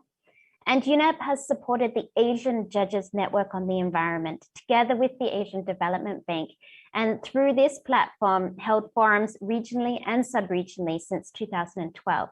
So the key to all of these partnerships is convening and facilitating platforms that enable judges to exchange information and experiences and for effective and efficient adjudication. Of course, another key example of this is our partnership with Usaid Wildlife Asia and the Asia Pacific Judicial Symposium on Best Practices in Environmental Courts and Adjudication that was held earlier this year in June. So those are just a few examples, but we have found, and I just emphasize, that there's a really powerful impact of the cross-pollination of ideas when judges from different jurisdictions are brought together to share experiences, which I'm sure is very similar for other elements of the enforcement chain. Thank you, Natalie. Thank you, Georgina. Trying to take notes and listen and facilitate at the same time. Really, thank you for those comments. Now, sticking to the theme of the judicial system, I would like to ask if there are any partnerships between law enforcement and the judicial system that have been effective in reducing supply and CWT. How can law enforcement and the judiciary work better together for sustained impact and long-lasting collaboration, and hopefully lead to that global movement that Craig had mentioned in his introduction? Jesse, I see you're nodding your head, so would you like to maybe take on this question? Sure, thanks, Natalie. You know that wildlife trafficking, wildlife crime is considered as the fourth largest transnational organized crimes after drug, human, and arms trafficking. Especially drug and human trafficking is very big and widely, known in the regions. So we see a lot of connection between law enforcement and judicial system in this region. Unfortunately, we did not see that for wildlife trafficking. We didn't see formal coordination between law enforcement and judicial system to work together. So in the past, many organizations, both public and private sectors, have been working together, trying to build these bridges. So in the past, we mostly focusing on capacity buildings for law enforcement. We provide tools, techniques for them to work together, as Steve mentioned, for interagency coordination at the national, transnational, and provincial levels. And we see a lot in the past 5 to 10 years. We see a lot of arrests of perpetrators for wildlife trafficking. And usually, we thought that's the end, we celebrate success. However, that is not actually at the beginning, because we need to ensure that arrest should translate into prosecution and proper sentencing, similar to drug and human trafficking. And that's the reason why, in the past few years, WWF have been working with Usaid Wildlife Asia and government in the region to develop a tool for them to work together. We successfully developed the tool, as Steve mentioned at the beginning, we call rapid reference guides for investigator and prosecutors, or in short, RRG. So basically, RRG is to use as a tool to build a strong case for against perpetrators, and also to set out any powers available to court members, and prosecute wildlife cases. You don't need to use just wildlife cases. You can use custom law. You can use anti-money laundering law in drafting charging documents. And then RRG was developed.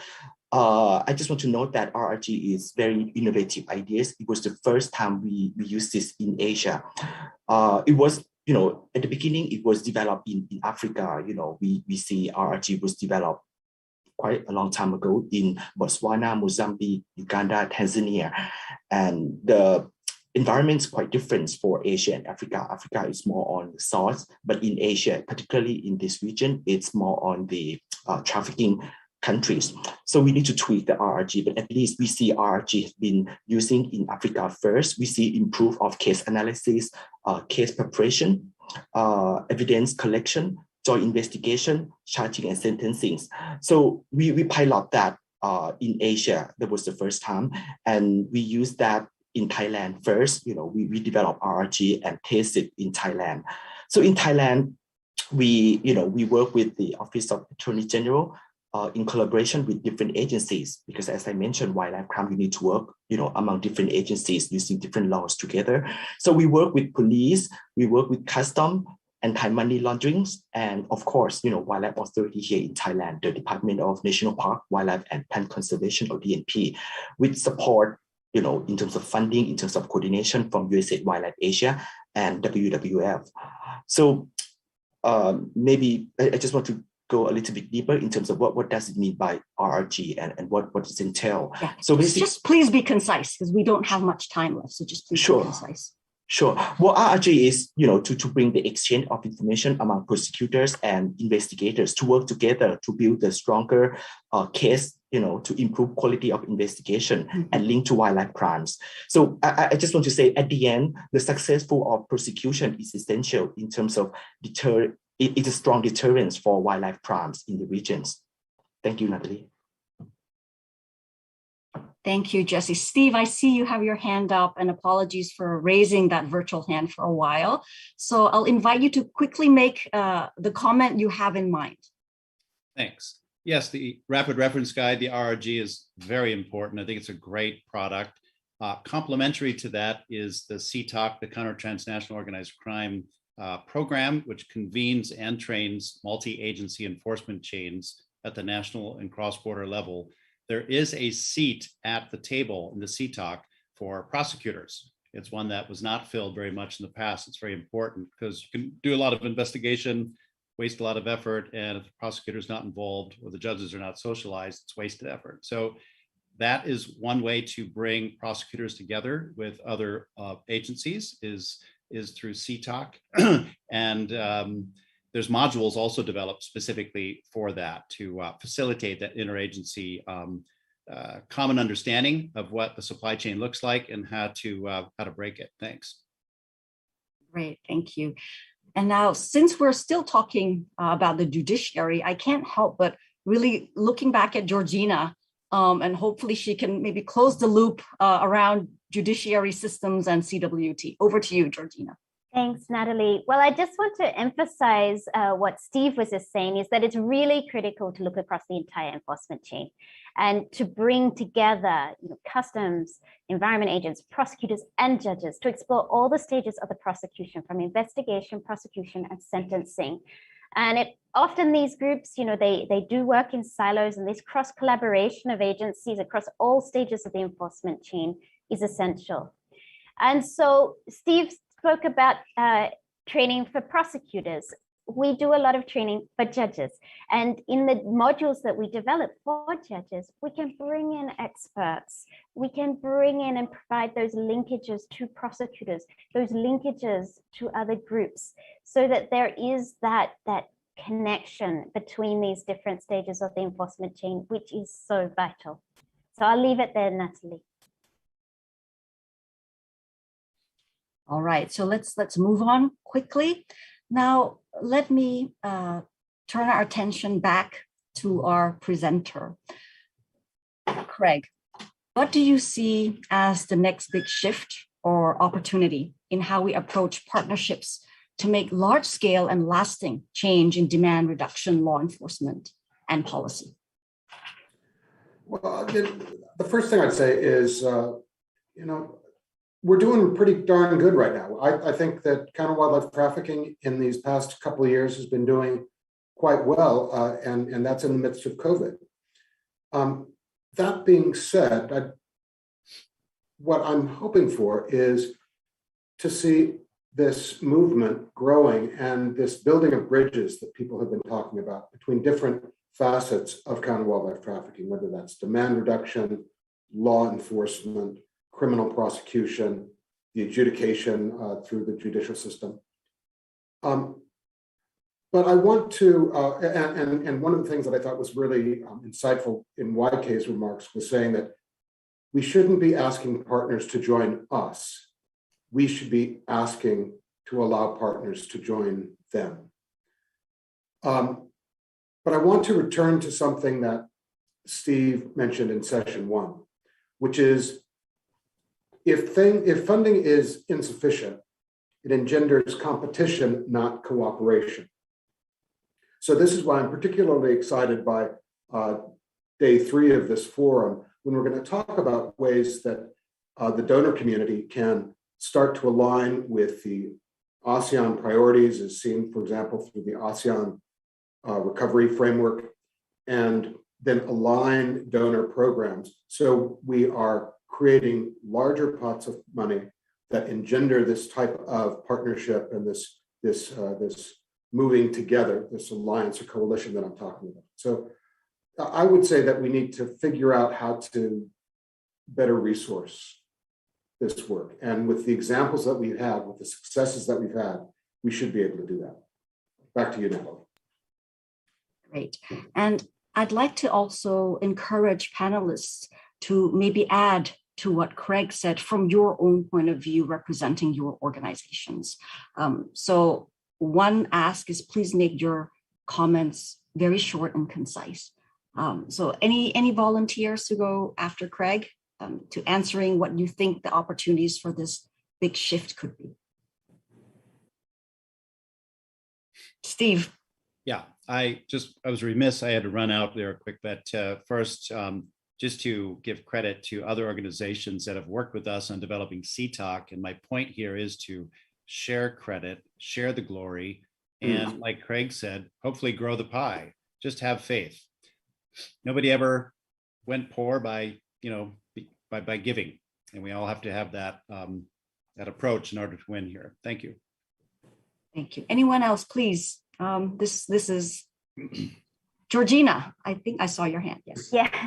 So I just want to go back to some core principles, and I think it's important that we have a principled approach. And so if we look at whole of society approaches and principles of public participation, I think these are really critical to address environmental crime. And it's essential that actors work to promote and protect civic space and explore these collaborations that see civil society partners and others as powerful, positive forces that can support upholding of environmental rule of law. So I think we just, advocate to go back to some of these core principles that are central to addressing environmental crime. Great.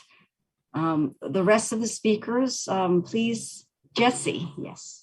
Sure. Well, I just want to add a little bit because, as Craig mentioned, wildlife trafficking has been working for quite some time, more than 10 years. So we developed a lot of tool and partnership, and we need to institutionalize it, making sure that what we have developed in the past have someone who carried that forward. We don't need to start from zero. We can build off of what we have. So like, for example, RRG, WWF is now hosting it, and we plan to update it because law usually revise it all the time, and we need to make sure that it stay up to date and people use it, continue to promote that, to use it for interagency coordinations. And another thing that I like to mention, everybody knows CWT is transboundary in nature. So we have to work internationally, not just one countries. And even demand reduction, everybody knows Chinese usually love ivories, but the market was closed in China. What was happened? Demand still there. So they usually influx to Southeast Asia to buy ivories. And we see a lot of research showing that, they have spike up of ivory sale in the region in Southeast Asia. So you cannot work alone in China for demand reduction. You have to work, some people say it's like a influx of Chinese impact to Southeast Asia. Because like pre-COVID, China coming to Thailand for like 10 million. 10 million, that's huge. So you need to work not only Chinese in China, but Chinese impact to Southeast Asia. I think that's the message. I think I have to know that. Thank you. So I know people are raising their hands now, and I've been informed by the organizers that I have to push us towards the time limit. So hold your thought there. And I'm going to ask the next question, but you can maybe mix what you're thinking into the next question I'm asking, because I think they're related. So thank you for that, Rabia. I saw your virtual hand up there. Now, this question is, I'm looking at you, Rabia, YK, also Georgina and Jesse. The question is, in order to institutionalize and sustain partnerships, the whole of society approach, which we all kind of talked about, meaning partnerships with businesses, civil society, faith-based organizations, etc., are essential. So how can such partnerships be strengthened and institutionalized at both the national and regional levels? And again, try to be very concise, because we would love to have a Q&A with the participants. Thank you. So Rabia, I'll ask you, because you raised your hand. I wanted to give you a chance to speak. Sure, thank you. So I think what I was going to say before was that I think we need to take into consideration working with like local organizations, local NGOs, because a lot of the partnerships that we see happening is with, among international organizations. And sometimes these local organizations really have that ground level access that sometimes we don't. So I think we really need to take that into the consideration. And talking about institutionalizing partnership, I think we've seen some great examples in Thailand, like partnership between Thailand's Department of National Park with, Airport Authority of Thailand during the implementation of Thailand's National Ivory Action Plan. But from what I've noticed is that, majority of these partnerships are happening, but they're mainly between, nonprofit organizations and other entities such as businesses or faith-based organizations. To have it institutionalized, it needs to be a part of a government's agenda. A good example is the inclusion of demand reduction component in Chiang Mai's statement during the ASEAN ministerial meeting. But what's even more important than having it flagged as an agenda is the actual practice of it. Like, we need to ensure that, what's included in these statements is actually understood by people who are working on the implementation side on the ground level. Thank you. All right. YK, I don't know if you'd want to add anything, so I want to give you the chance. Thank you, Natalie. Yes, I think at the national level, in order to really have a whole of society approach, it is necessary to ride a wave of governmental advocacy. For example, in China, ecological civilization is now one of the core elements of national ideology. And the main task for us is to make sure that the CWT is deemed as an essential and inalienable part of ecological civilization. And at the international level, I think we need to segment and prioritize aspects of CWT we hope to address, so that when we talk about the whole of a success, whole of a society approach, we know who are the key relevant players, and we can set smart goals and hold each player accountable to their specific roles. For instance, in order to address illegal wildlife trade online, WWF Traffic and IFO engaged internet giants across the world to launch the coalition to end wildlife trafficking online in 2018. This week, the coalition will launch its newest progress reports.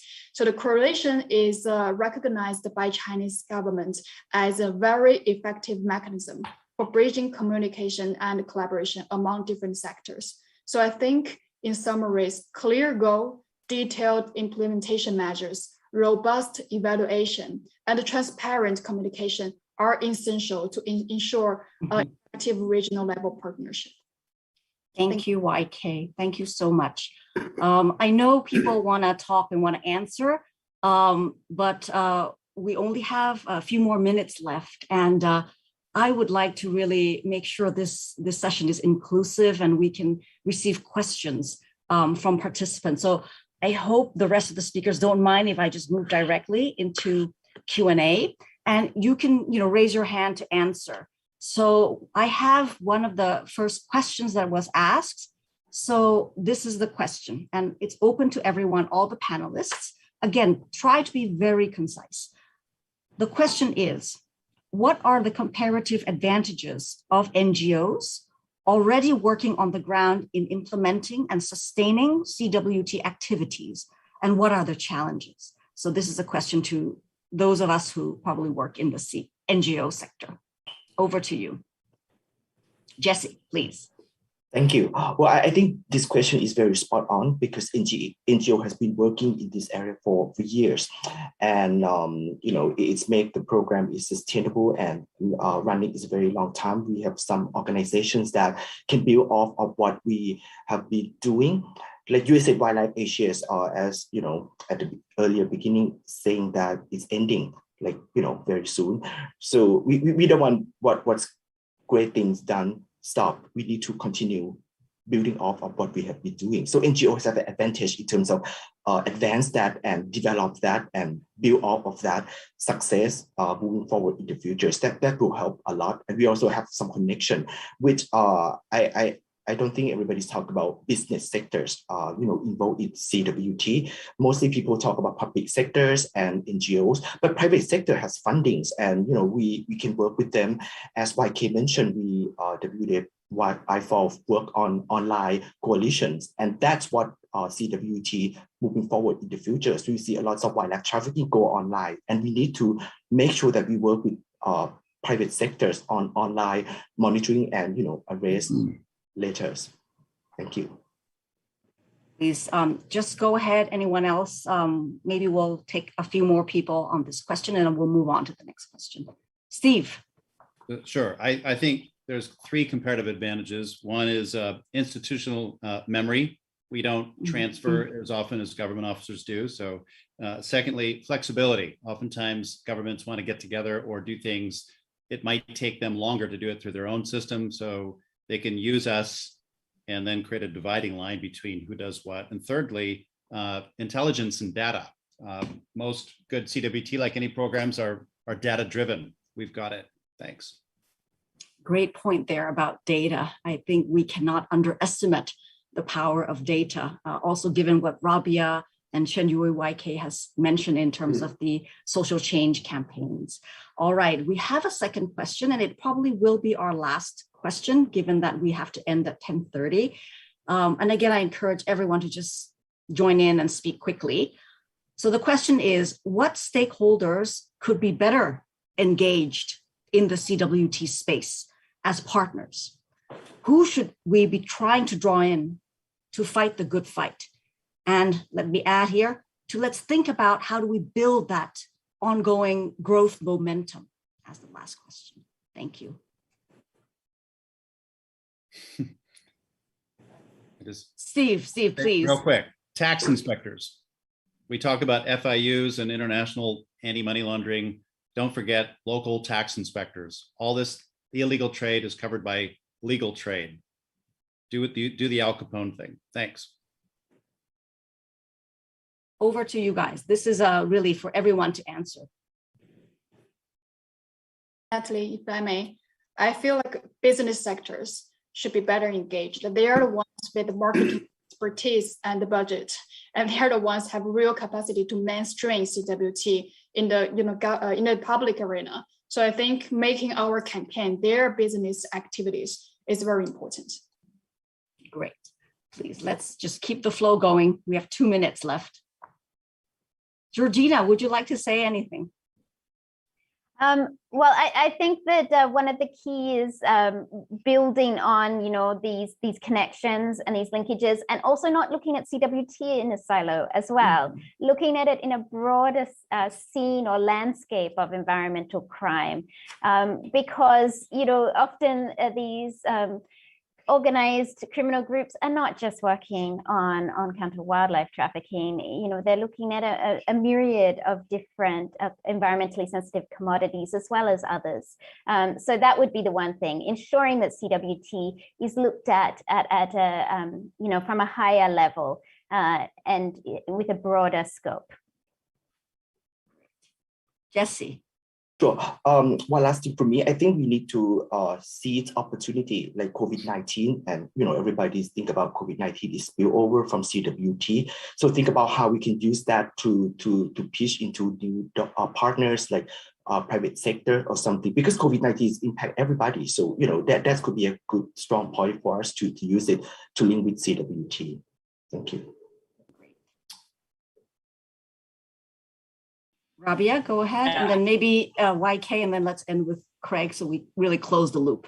1 minute to go for 3, so just do top line comments. I think it's something we're already doing, media, but I think we can do a lot more in engaging the media, because they're the one who bring this issue to the national agenda. So I think it would be really good that we also focus a lot on our media and communications and engage the media sector. Thanks. YK. Yes, for Natalie, I just want to re-emphasize on that business.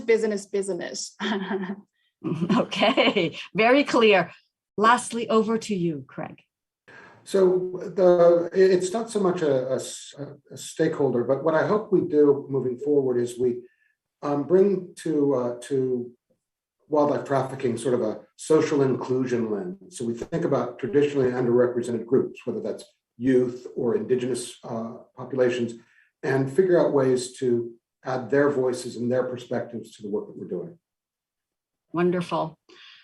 Look, I want to really thank again all the speakers, the panelists, as well as everyone who joined us. Unfortunately, we have to end this stimulating discussion, and I hope this session was informative and useful, and really an honor to be facilitating this session. Now over to you, Veronica. Thanks very much indeed, Natalie. It was a real brisk run through, obviously, because we have to go through, get through so much material. However, I do want to ask all our participants, I think we have a 200 plus, to contribute via our Housespace page, the platform that we're using for this meeting, and also to use the chat button that we have in the Zoom meetings. We are capturing and keeping an eye on your comments and your feedback. Without further ado, let's move on to section 3.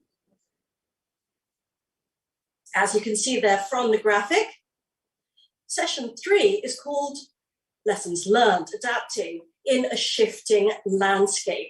We've gone through so much material through this morning. I'm really appreciative of everybody kind of contributing to this. And in a way, we're looking back in order to look forward in this session, because what's happening is that people are looking back on what we've done over the last 5 years, looking at lessons that can be applied to strengthen the counter wildlife trafficking movement, consolidate platforms, and amplify impact. Without further ado, again, I want to introduce you to the moderator of this important session, Mark Rumley. I believe it's in Colorado. He's a key partner in what we've been doing with the US Department of Justice. Thanks very much indeed, Mark.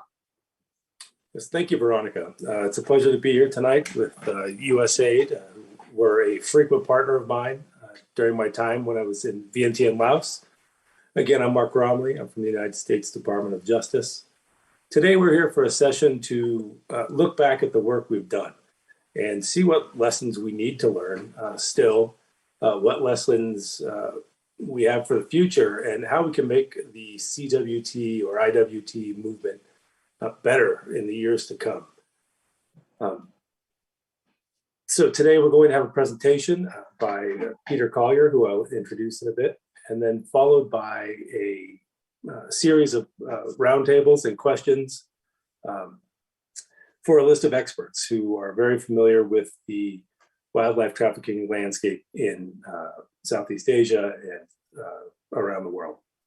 So again, I just wanted to remind you what Veronica said. Please remember to use the chat box if you have a question. That way it can be forwarded to all of the panelists. I think with that, I will introduce my colleague and frequent collaborator during my time in Laos, Peter Collier, who is Chief of Party of Usaid Wildlife Asia. Peter has broad experience in Asia, both in his education, where he had a Asian diplomatic studies master at the Fletcher School of Law and Diplomacy. He also studied at Harvard University, and his undergrad was in Asian studies at Bowdoin College. He has since then worked in various regions of the world, including the Balkans, but he's also worked in the Asia Pacific and in South Asia on various matters and helping governments throughout the regions get better at the jobs they need to do. So with that, I would like to introduce again Peter Collier, Chief of Party, Usaid Wildlife Asia. Thanks very much, Mark. So in this slot, I'll offer just 5 suggestions from the many, many lessons learned during the implementation of Usaid Wildlife Asia. And I'll note that the points I'm going to make, contrary to the panel discussion, will address broader international development and regional program implementation topics, leaving the CWT expertise to the panel discussion after. But in a bonus round, I will add a few more quick lessons specific to our demand reduction initiatives, and Ms. Nora de Guzman from our team will elaborate on those further in the discussion. So here are my 5 points. The first is consult partners in planning and assess the needs and capacities of your plan implementing partners and counterpart government agencies as thoroughly as possible in the strategy and design phase of your program or initiative. In the process, try to build close relationships with these partners built on trust and genuine partnership, ideally being able to communicate easily, whether it's on WhatsApp or something quite informal. At the same time, remember counterpart government agencies frequently have very large mandates and limited in time and capacity. They have full-time day jobs. This may all seem obvious, but frequently in the donor-driven rush to get programs up and running and to show progress, activity, and results ASAP, there is pressure to get plans finalized. And the more parties you consult, which takes time and energy, the more you have to consider and take on board what they say, their perspectives, and that process can get complex. So the reason why this is important is first to develop the buy-in and co-ownership essential for any successful collaboration. And you can't support the leadership of counterpart governments without them co-owning the process. So partnership, collaboration, and trust really are essential for collective success. Number 2, plan for adaptive management. Even with a comprehensive and successful planning process, programs should have the capacity, readiness, and the funding flexibility to seize and build on new opportunities that emerge in the course of program implementation. The world's complex, ever accelerating, and opportunities and insights arise as we engage the world.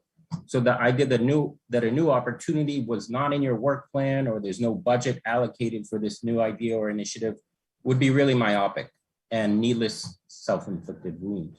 And I have to say here, in all honesty, that USAID has been a genuine leader in understanding and advancing sound strategies for adaptive management.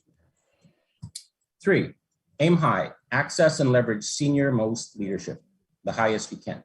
If you want to change the world, supporting broad civil society engagement to change the tide is, of course, our optimal goal. But don't forget the other side. The rule of law, policies, and government action are managed largely by extensive government bureaucracies, which follow the priorities and the leadership of, well, their leaders.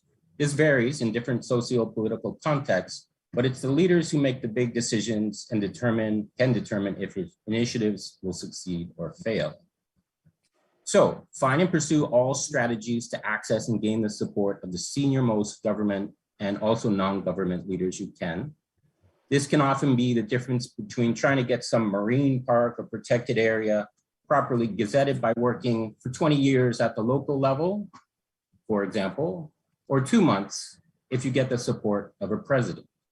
To leverage leaders, consider who in your team or consortium has the confidence, the networking and representation skills, and even just the right personality to be able to reach out and upward to access and meet with, persuade senior leaders to support your plan, goals, and objectives.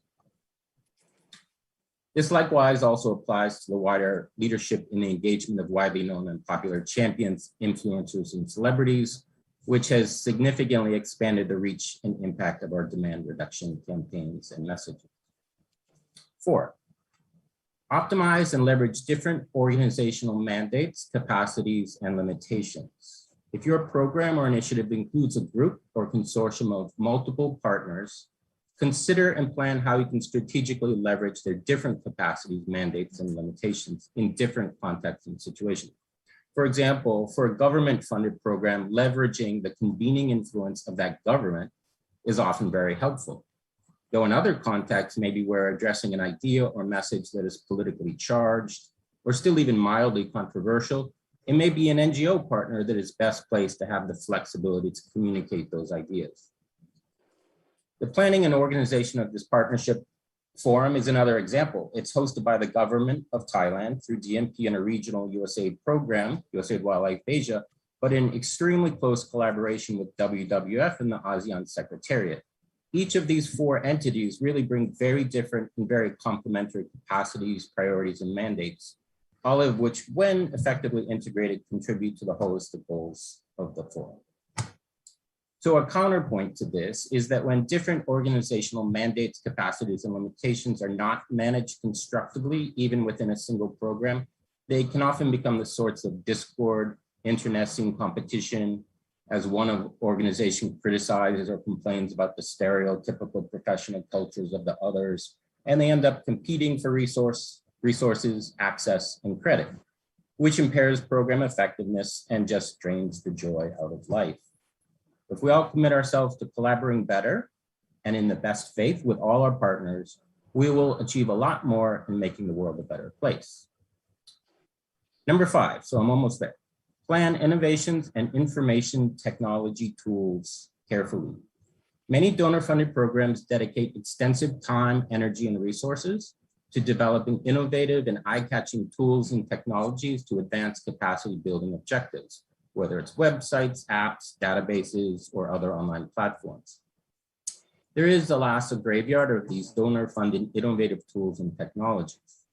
This is not to say we do not need IT and knowledge management solutions, but they and the necessary plans and resources need to be thought out very carefully from the start to ensure these tools will be effectively managed, sustained, and updated beyond the life of the program and into the foreseeable future. Also consider whether these new and independent tools are really needed in case there are already existing platforms that could be used instead, even those of your partners, that, and they might serve the same goals and objectives, and avoid duplication. Finally, remember not all partners have the capacity and the IT infrastructure to easily adopt some innovative technologies, and that particularly in the law enforcement space, there are also security limitations to how much information can be shared on various knowledge management systems.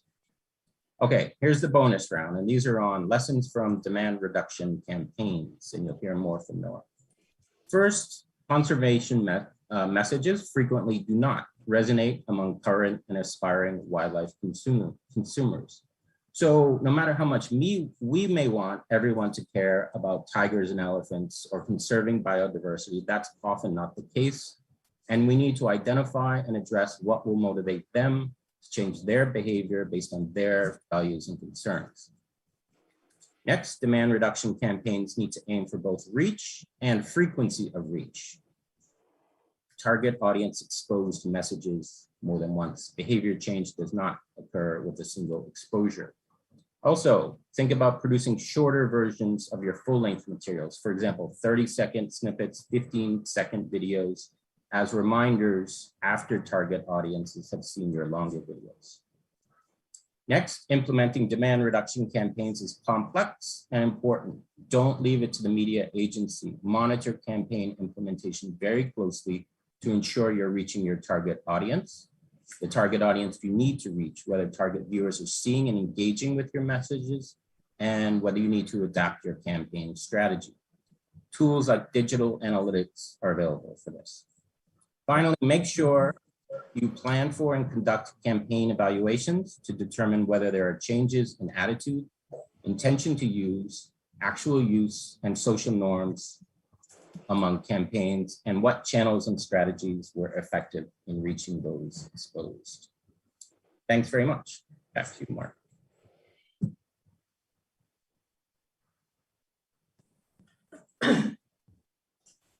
Great. Thank you, Peter, for those thoughts.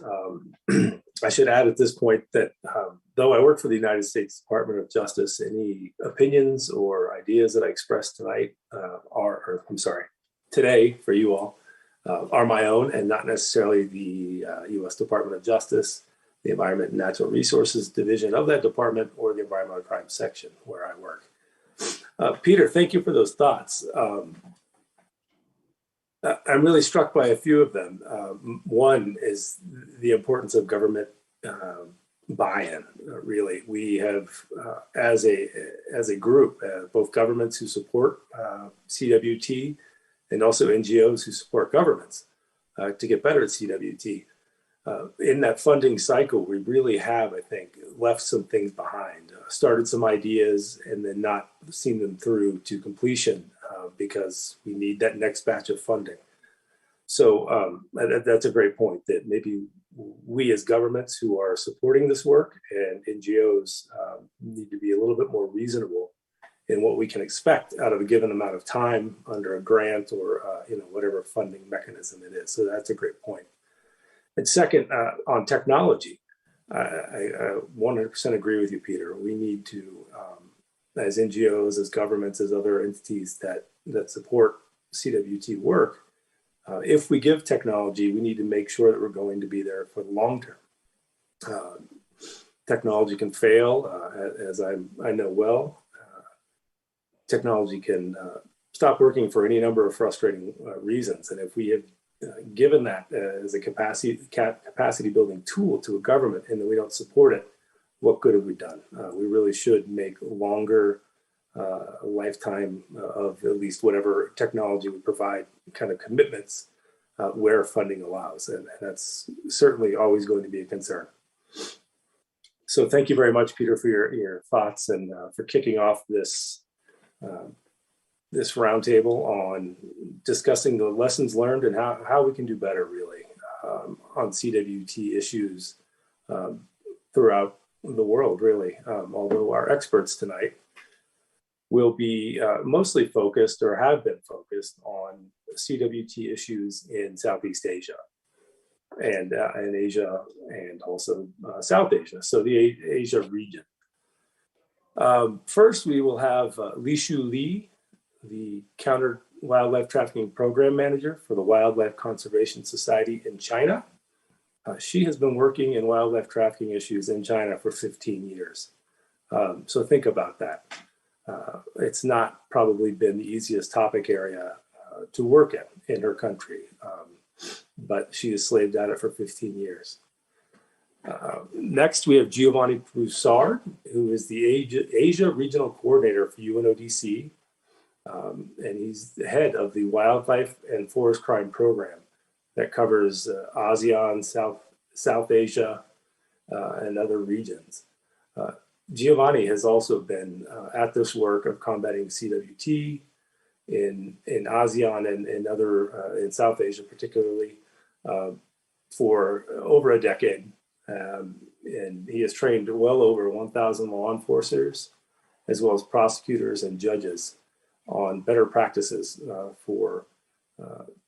to just finally end this illegal trade in wildlife. We also have Kanita Krishnasamy, the Director for Southeast Asia of Traffic. She is, I believe, located in Kuala Lumpur, Malaysia, and covers the whole region.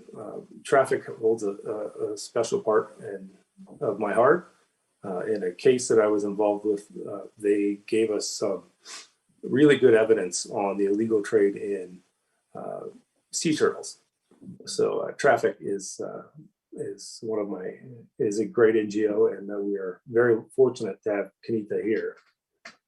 And then we have Eleanora de Guzman, or Nora. She is the team lead for demand reduction at Usaid Wildlife Asia, and also SB, Social and Behavior Change Communication. And I'll let her explain a bit what that is. She has been working on wildlife issues for nearly a decade, and before that worked on other social behavioral change issues and initiatives.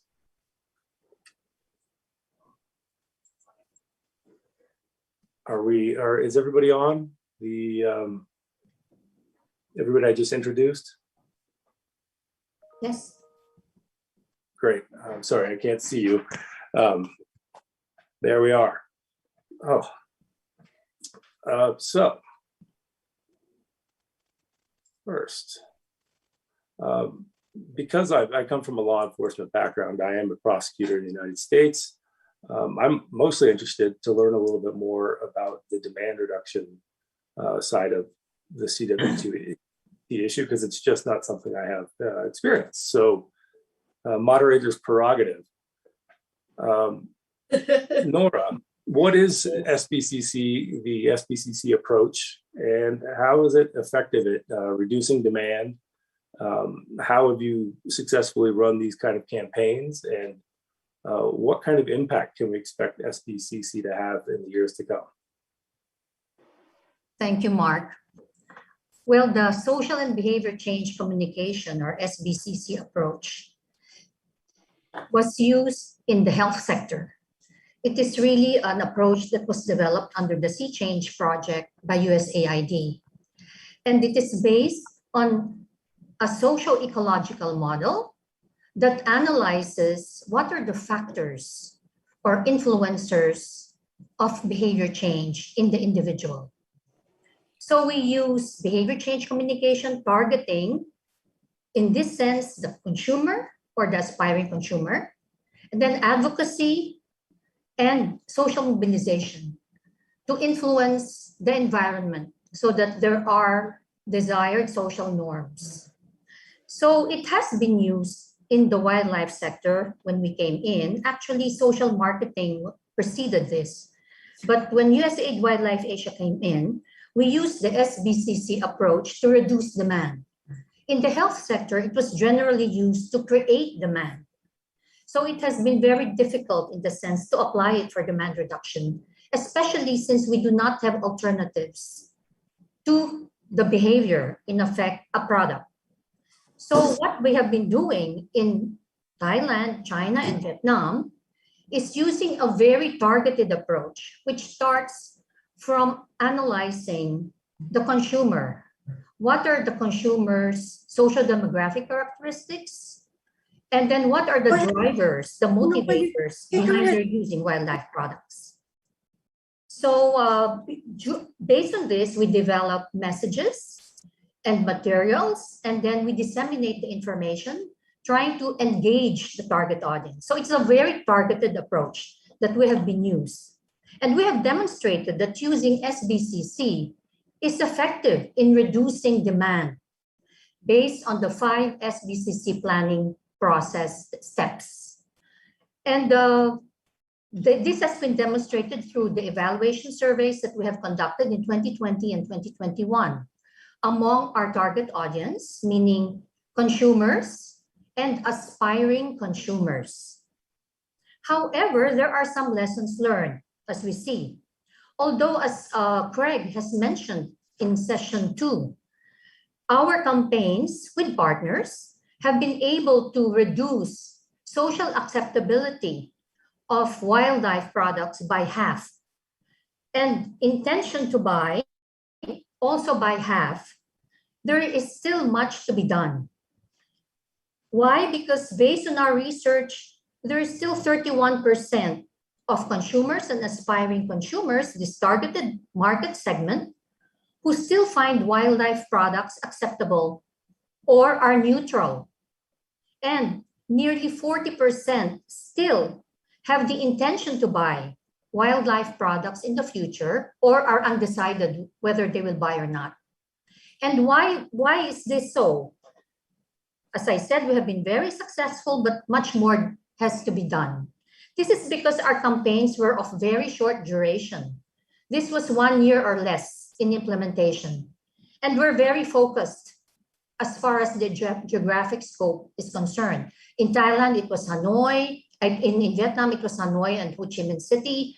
In Thailand, it was Bangkok. In China, Guangdong, basically, and other cities. So we need to implement campaigns for longer periods and expand our geographic scope. And then secondly, I'm sorry, Nora. I think we're going to have to move on to the next question. Maybe we can take some more to discuss this at the end during the question period. Thank you. Sorry, thank you, Nora. Very interesting. Like I said, it's not my side of the battle, so I definitely want to hear more about it, and maybe we can get to that at the end during question time. Li Shu, our hero from China. Law enforcement has always been seen as maybe being a little bit slower to adapt than the criminals. Are we learning anything to help stop that trend? Thanks, Mark. I think there are some reasons for the steps behind. We have to acknowledge that there are some very challenging nature of wildlife crime, especially for the illegal wildlife trafficking, that the detection for this crime is especially low because the victims of this crime cannot report the crime. They need people or people witness it to report it and have the willingness to report it. Therefore, to help the detection of the crime is first things we need to encourage. Another thing is there's a high biodiversity in the trade than a lot of other things. So that can create the technical challenges for law enforcement agency to work on the crime. So therefore, I think there are things we can help with that. First of all, I think that also mentioned in last section is help mainstream the CWT work in many ways and to bring the social and political support for law enforcement agency to work on the crime. Also to provide the attention and the focus of the crime to law enforcement agency. I think that's also very important because there are a lot of mandates in the law enforcement agency's long list of enforcement tasks. Therefore, to maintain a focus and maintain the attention on CWT is something we can help. Another thing is information. That's also mentioned in last section. The data is powerful, but we have to provide a very centralized, thematically centralized data and information analysis for this crime and to help the efficiencies of law enforcement agency. And the fourth things I think will be still is capacity building, but capacity building on some existing system or knowledge system of the law enforcement agency. We have to admit that the priority of CWT are still low in many countries.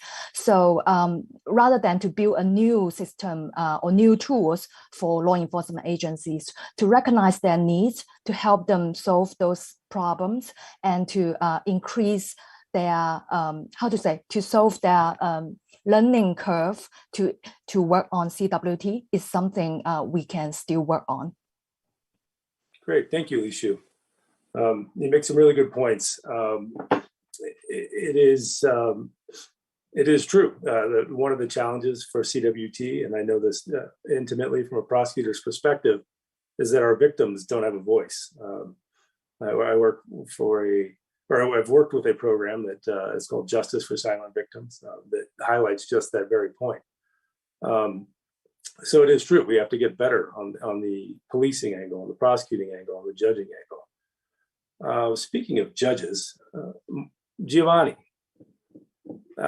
many of the legislative and regulatory changes that have been proposed over the last, I'd say 10 years, have focused on imposing stiffer penalties on wildlife traffickers. Do you think that's the right path, or is there something else we should be focusing on? Well, Mark, I'm actually learning from you directly that stiffer penalties are good unless, as long as they are actually enforced. In ASEAN, over the past 10 years, we've seen some increase, especially in some countries, in the level of prison terms, for instance, associated to wildlife crime. Some analysis on the higher penalties in each country in ASEAN suggest that the maximum penalty is on average around 10 years of imprisonment, for instance. But we very rarely hear of a conviction that is above a few months, barely a year. So there is, in a sense, a mismatch between this emphasis on increasing the penalties we all hail as a triumph, a massive increase in penalties in the laws, but then we rarely see a corresponding increase in sentences once somebody eventually gets convicted. So in short, I don't think that per se and alone an increase in penalties brings necessarily any change. There is a need of building stronger cases, a need of building stronger prosecution, and aim for a proportionate sentence to what is the actual crime. There is a value certainly in having maximum penalties for wildlife crime to be at least 4 years as maximum penalty, because that opens up the possibility of many sort of cooperation between countries in terms of law enforcement and mutual legal assistance. There are a number of reasons why having a maximum penalty of at least 4 years is important. But in general, I would say that most of the countries in ASEAN, with probably one exception, have a penalty that is a maximum penalty that's that high. But really the emphasis should move now towards enforcing those laws and those penalties rather than just having them stated in a law. And in saying that, I also would like to state that prison terms are not really necessarily the most useful penalty in fighting crimes. Certainly there is the confiscation of assets, and in general those penalties associated to money laundering investigations, for instance, that aim at taking away the proceeds of crime to forfeit the assets of the convicted people. And those are actually the penalties that take the wealth away from those that are conducting these crimes for just to become richer. And the emphasis should really go on that part of the equation as well, rather than just aiming for the prison term, which is a relevant component, but it's not the only one. Over to you, Mark. Excellent. Thank you, Giovanni. Yeah, I agree with you on all those points. I know even in the United States, when I travel internationally, people are surprised that our major wildlife trafficking statute is only offers a maximum of 5 years imprisonment. And even at that, it's only been within the last 10 years, I think, where we've regularly gotten near that 5-year time. And many of our sentences don't come in anywhere near it. So it's a frustration, I think, throughout the world. We all have these heavy penalties. We rarely get them. And we can discuss later the reasons for that. But I think the focus, and I think Thailand has been a really good example of this lately, is to take away the wealth with Star Tiger Farms and the Boon Chet Bak case, where there were massive forfeitures following not so successful investigation prosecution procedures. That really highlights that point. All right, so looking kind of ahead, we've had a lot of innovations in the CWT space over the last few years, and I'm going to ask Li Shu first, and then touch with Nora and Kanita. Li Shu, which of these is really being applied, and making a difference? And what do we need to do to make it fit the situation we're in? In terms of innovation, I think some of the technology has developed for detect the cybercrime. Like mentioned in some of our partner like Ivory Traffic and WWF developed the tools with the tech company to even using AI to better detect the illegal wildlife trade online. I think that's something still need to be further developed and to scale up if could possibly done. Another area will be in the behavior science application in demand reduction. I think USAID has invested in this area. WCS is also working with the behavior insight team in UK, also on this theme as well. So I think there are a lot of space in this using behavior science in this area, in this sector, leverage different resources to scale up. But I also want to emphasize that we need to be patient because a lot of social change will take time, and also we have to admit that there is a process of trial and errors, and we need to embrace some failure and then to claim the success. And then also we have to address the actual needs of our users, no matter it's a law enforcement agency, behavior changes, or NGO, or all sectors, the whole society approach that we mentioned.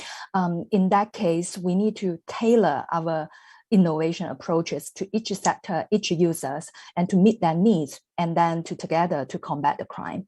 I think just don't too much emphasize the innovation, but focus on meet the needs and solve the problem. I think that's also what Peter has mentioned about some of the new technique has developed in this area.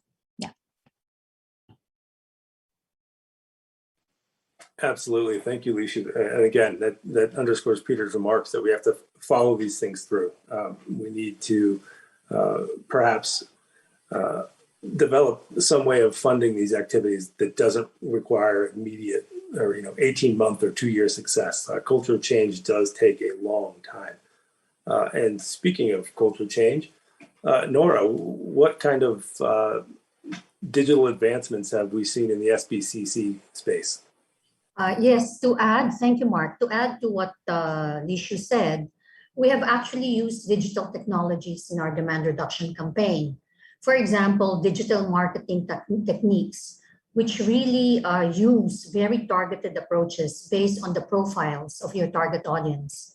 In USAID Wildlife Asia, we actually implemented what we call a digital deterrence campaign, in which we identified potential wildlife buyers through the search words that they're using.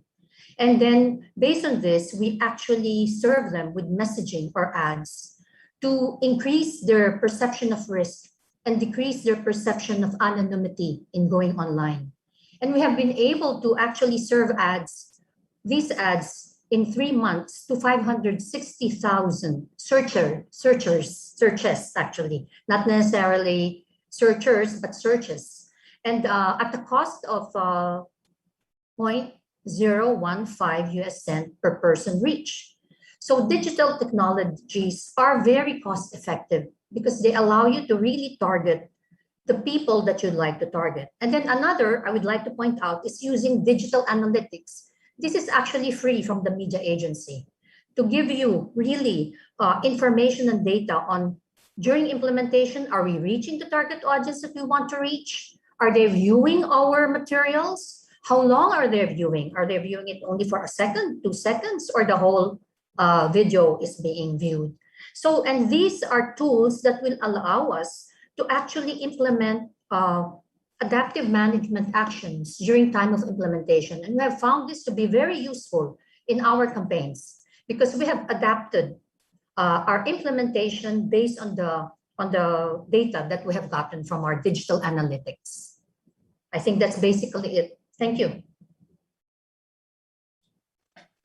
Great, thank you, Nora. That's a good point. I know irrespective of the government that's funding a campaign, everybody likes to see what the return on investment is.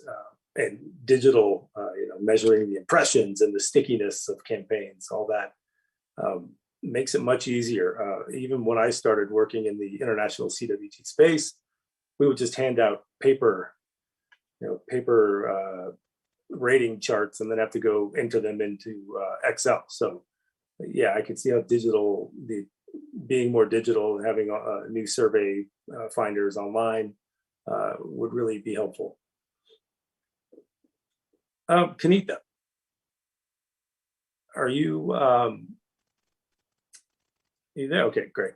Okay. Some argue that there's a lot of wasted money going into the field of conservation. What kind of lessons learned are there in the conservation community that will help us more efficiently allocate and I guess spend resources in the future to ensure greater impact?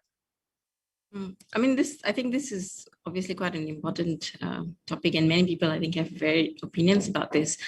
I want to start off by saying one thing, though, something that has already been mentioned several times, in that I think it's very, very important to first recognize that change and actual outcomes that have a resulting positive impact takes a really, really, really long time. And I think that's absolutely important for donor communities, especially to understand, because it really drives the way that investments are being allocated.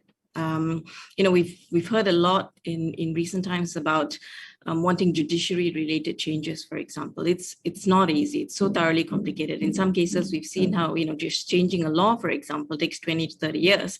So if your law is not caught up to current times, the outcomes from a judiciary perspective are not going to be swift. So I think it's very, very important to understand that change takes a really, really long time. We've heard Nora talk about behavior change interventions, for example. We're not talking just about changing the behaviors and motivations of consumers and traders. We're talking about changing behaviors and motivations by government sectors, by partners, by private sector partners. All of these takes a really, really long time. So I think it's important to recognize that and identify specific outcomes that we want to attain within the short term, medium term, and long term. Having said that, I think from my perspective, at least, that there are a couple of key lessons. And I suppose, briefly, they are really about partnerships. They're really about persistence and about accountability. And I'll talk about partnerships first. I think it's absolutely crucial to know that no one party can solve this problem. It's too diverse, it's too convoluted, it's too complicated, it's extremely political.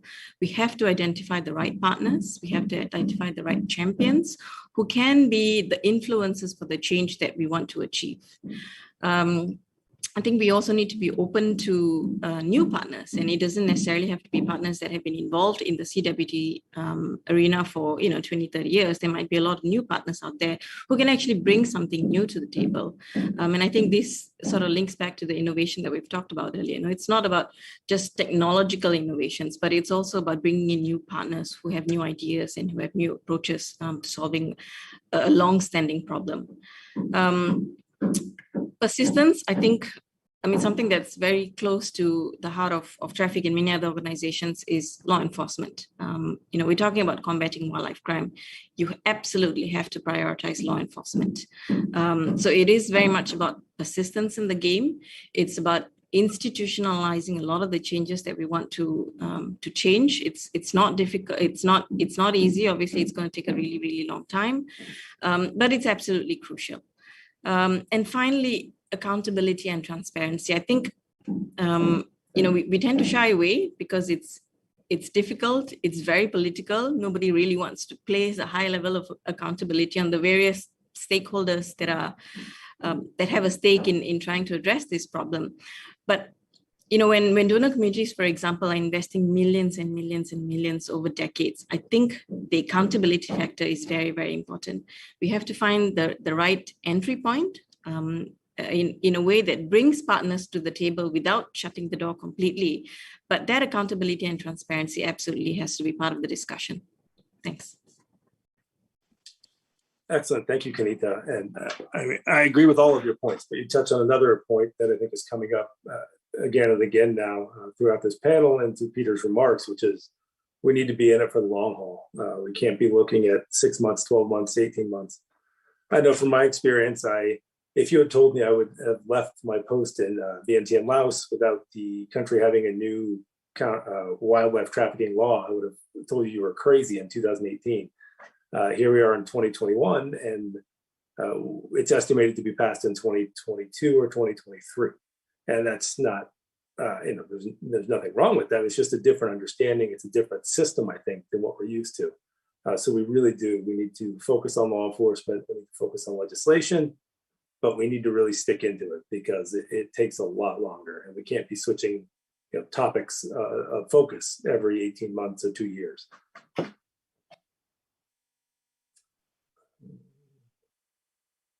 Giovanni. So you and I have worked together a lot, and over the last 5-6 years, and I know our colleagues in other NGOs and other international organizations have documented a lot of lessons learned, I guess, in the workshop, the confines of workshops. But are we really taking those lessons, and are the governments we're working with, are they taking those lessons and applying them? Well, not really. And Mark, I don't really want to come across as negative or pessimistic, but really we need, before we start patting each other on the back, we need to realize that really we are still stuck in a logic of short-term projects that is not really leading the results to the results that we are expecting. We often see projects to combat wildlife crimes that reward again and again the same government institutions that have not delivered. We implement activities that have already failed in the past, and every time we hope that it will lead to different results.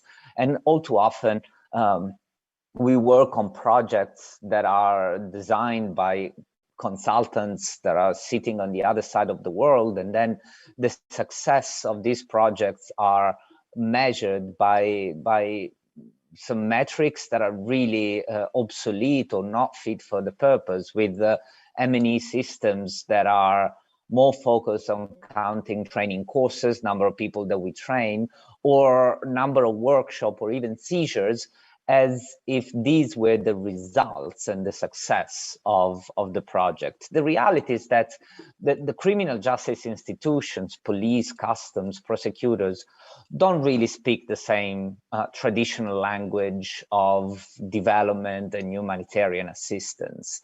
Therefore, we can't really go with the theory of technical assistance, and instead we should really try to have a more pragmatic and incremental approach, whereby we have longer interventions. We can't really achieve results in projects of 18 months where we need exclusively to train X number of people on X number of topics and try to find absolutely a seizure that justify those training courses. This is a system that has not produced results so far. It's still very difficult to actually have a frank conversation among NGOs, international organizations, and donors on how really to improve, to increase the impact of our projects.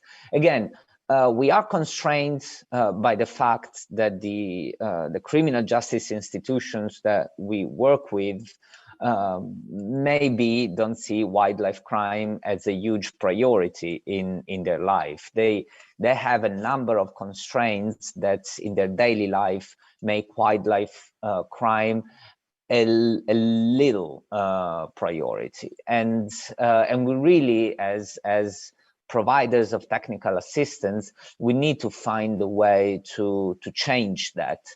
But if we simply go with our approach of repeating the same things again and again, we are probably going to repeat our failures as well. So again, I don't want to be negative. There have been changes and improvements over the year, but we're still not anywhere close to the radical changes that we should adopt.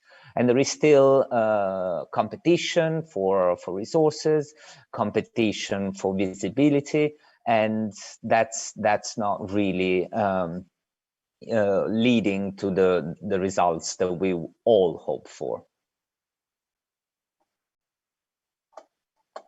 Great, thanks, Gio. We're running short on time, so I'm going to ask Kanita, in your, I think it's 18 years of working in CWT and your time in the region, if you had to pick one lesson that has stood out for you, and that we could all apply going forward, what would that be? First of all, I think this is a really difficult question because I don't think there's a single lesson that, we've all learned. It is totally unfair, and I've given it to you right at the end after telling you that we're short on time.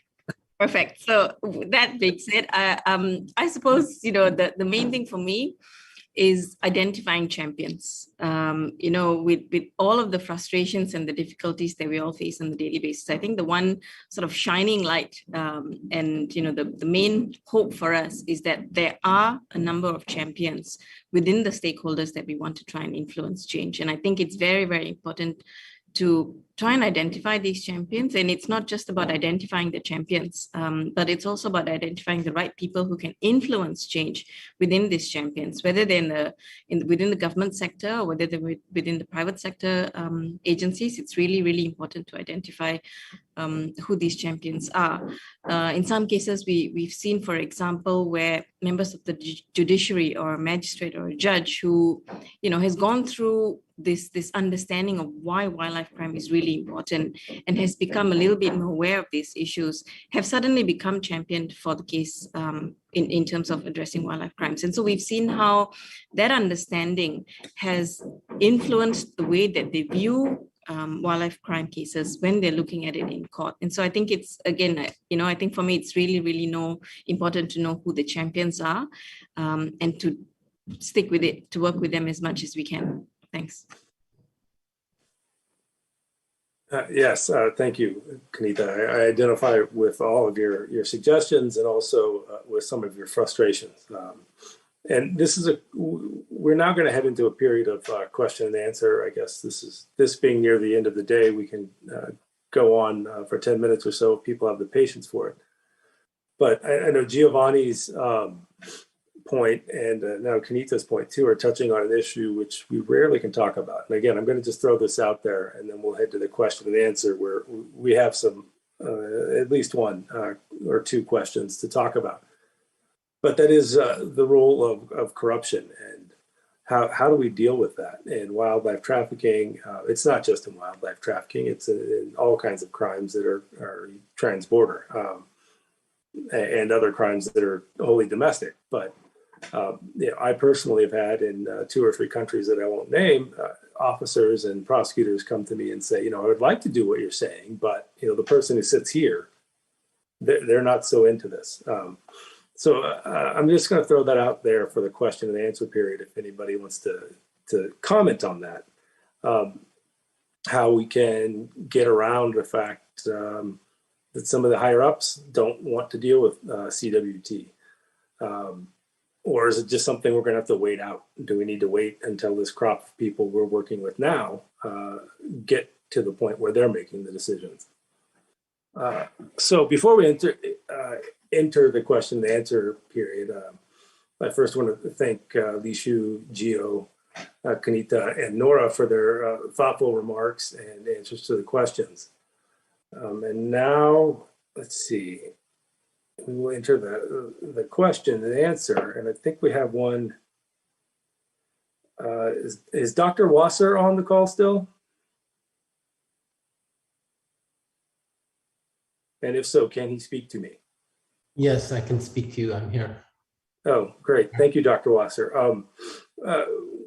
Your comment was forwarded to me in the chat box. And if you want to ask it, and maybe if it's directed to everybody, let them know that, or if it's directed to one individual, let that person know. Yeah, I was just making the point that too often these major traffickers are committing multiple crimes responsible for shipping multiple seizure or shipments. And when they're prosecuted, they tend to be prosecuted for just one crime or one shipment. And I think that really undermines the seriousness of what they're doing. And I'm just curious, as a prosecutor, how can we change that? How can we get these people to be prosecuted for the totality of their crimes, at least all those that link together? Yeah, that's a great question, Dr. Wasser. And I think it's something that everybody is trying to reach. We all know it's cross-cutting. We all know it's the same bad guys doing a lot of these crimes, whether it's drugs or human trafficking. A while ago, there was a lot of evidence linking CWT to terrorism. So we know that's happening. One of the observations I made throughout my time in the region was that it takes a very flexible legal system to react to these kind of things, to these kind of crimes where the people might be committing various types. Not every legal system is like the U.S. and some others, but I'll speak to the U.S. because it's what I'm familiar with. The police have very specific duties. And if the economic police first discover the wildlife trafficking crime, well, then it better be an economic crime. And if the customs police first detect the wildlife, it better be a customs crime. Or if the wildlife people police detect it, it better be there. So I think one thing we need to do, and the US went through its own growing pains, I think, in reaction to the mafia, our mafia prosecutions in the 60s, 70s, 80s, was to develop a better system of trust and a system of memorandum of understanding or other letters of agreement to share jurisdiction in some of these cases, so that when the crime is detected, the police on the spot know that they can act, investigate, and do everything. But like I said, not every legal system is all that flexible. And I now will invite the panelists to give their comments if they have any on that question. Thank you.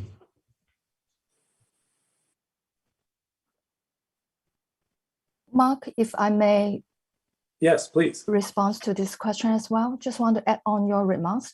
I think some very basic awareness raising also need to be done to the prosecutor and judges to make sure this kind of cross-sectors, cross-crime prosecution, because in a lot of cases, sometimes it's the prosecutor didn't detect that there is also a wildlife crime in other crime. So some things very simple as awareness raising, recognizing the endangered species and knowing that that kind of actions could be violating another law is something will need to be done.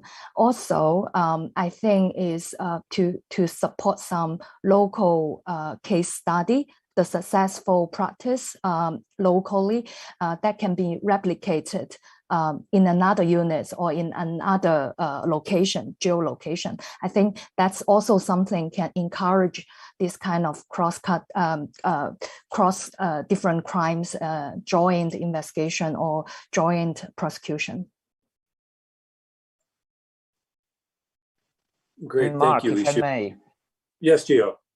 Yeah, Mark, and again, I just repeat things that I mainly hear from you. So I don't know why I say those, but I mean, in many wildlife crimes, or let's say offenses, violations of the wildlife laws, very often in the commission of these crimes, you always find also elements of corruption, fraud, and if possible, even money laundering. And these offenses are not necessarily listed in the wildlife laws, but in other laws. So a prosecutor, like you always teach in your courses, Mark, generally has to have the capacity to look at other pieces of legislation as well, while investigating wildlife crimes, especially when those laws are not drafted, when the wildlife laws are not drafted to include elements of corruption or fraud.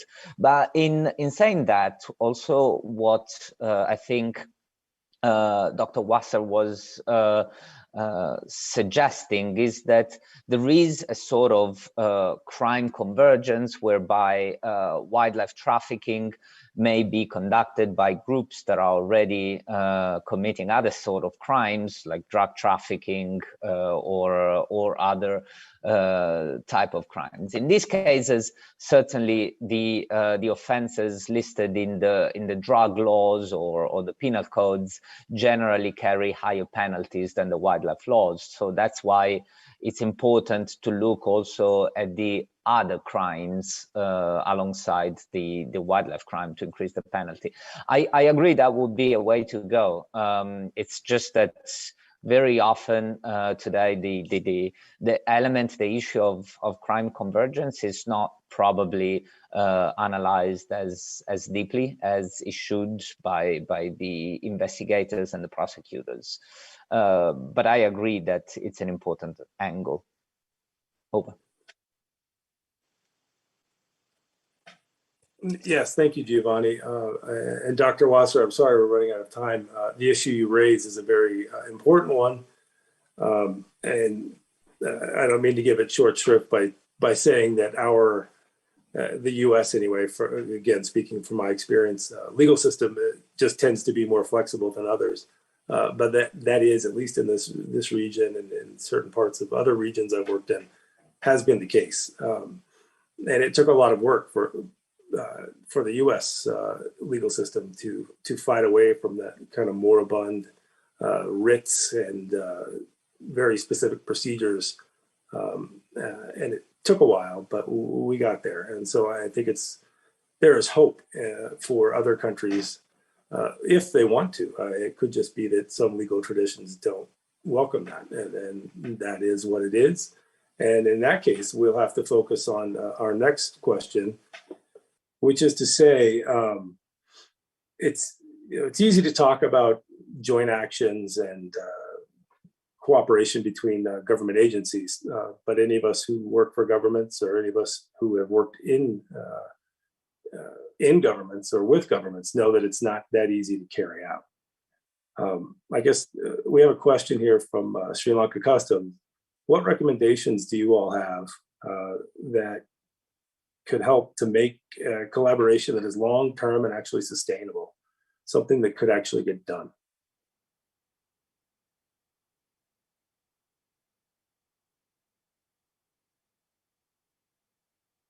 I'll go first. I know we have, as with every government at the border, we have various entities that are working together. And outside the wildlife space, there's a question, or there was a question, hopefully it's been solved, of whether the customs and border patrol officers could share their authority with our NOAA, which is the name of our fisheries regulating entity. And it was unclear whether that authority had actually been shared. So what I would say, one practice is to get those agreements done. And it's hard to do because irrespective of the government you're talking about, everybody wants to protect their turf. Nobody really wants to see jurisdiction.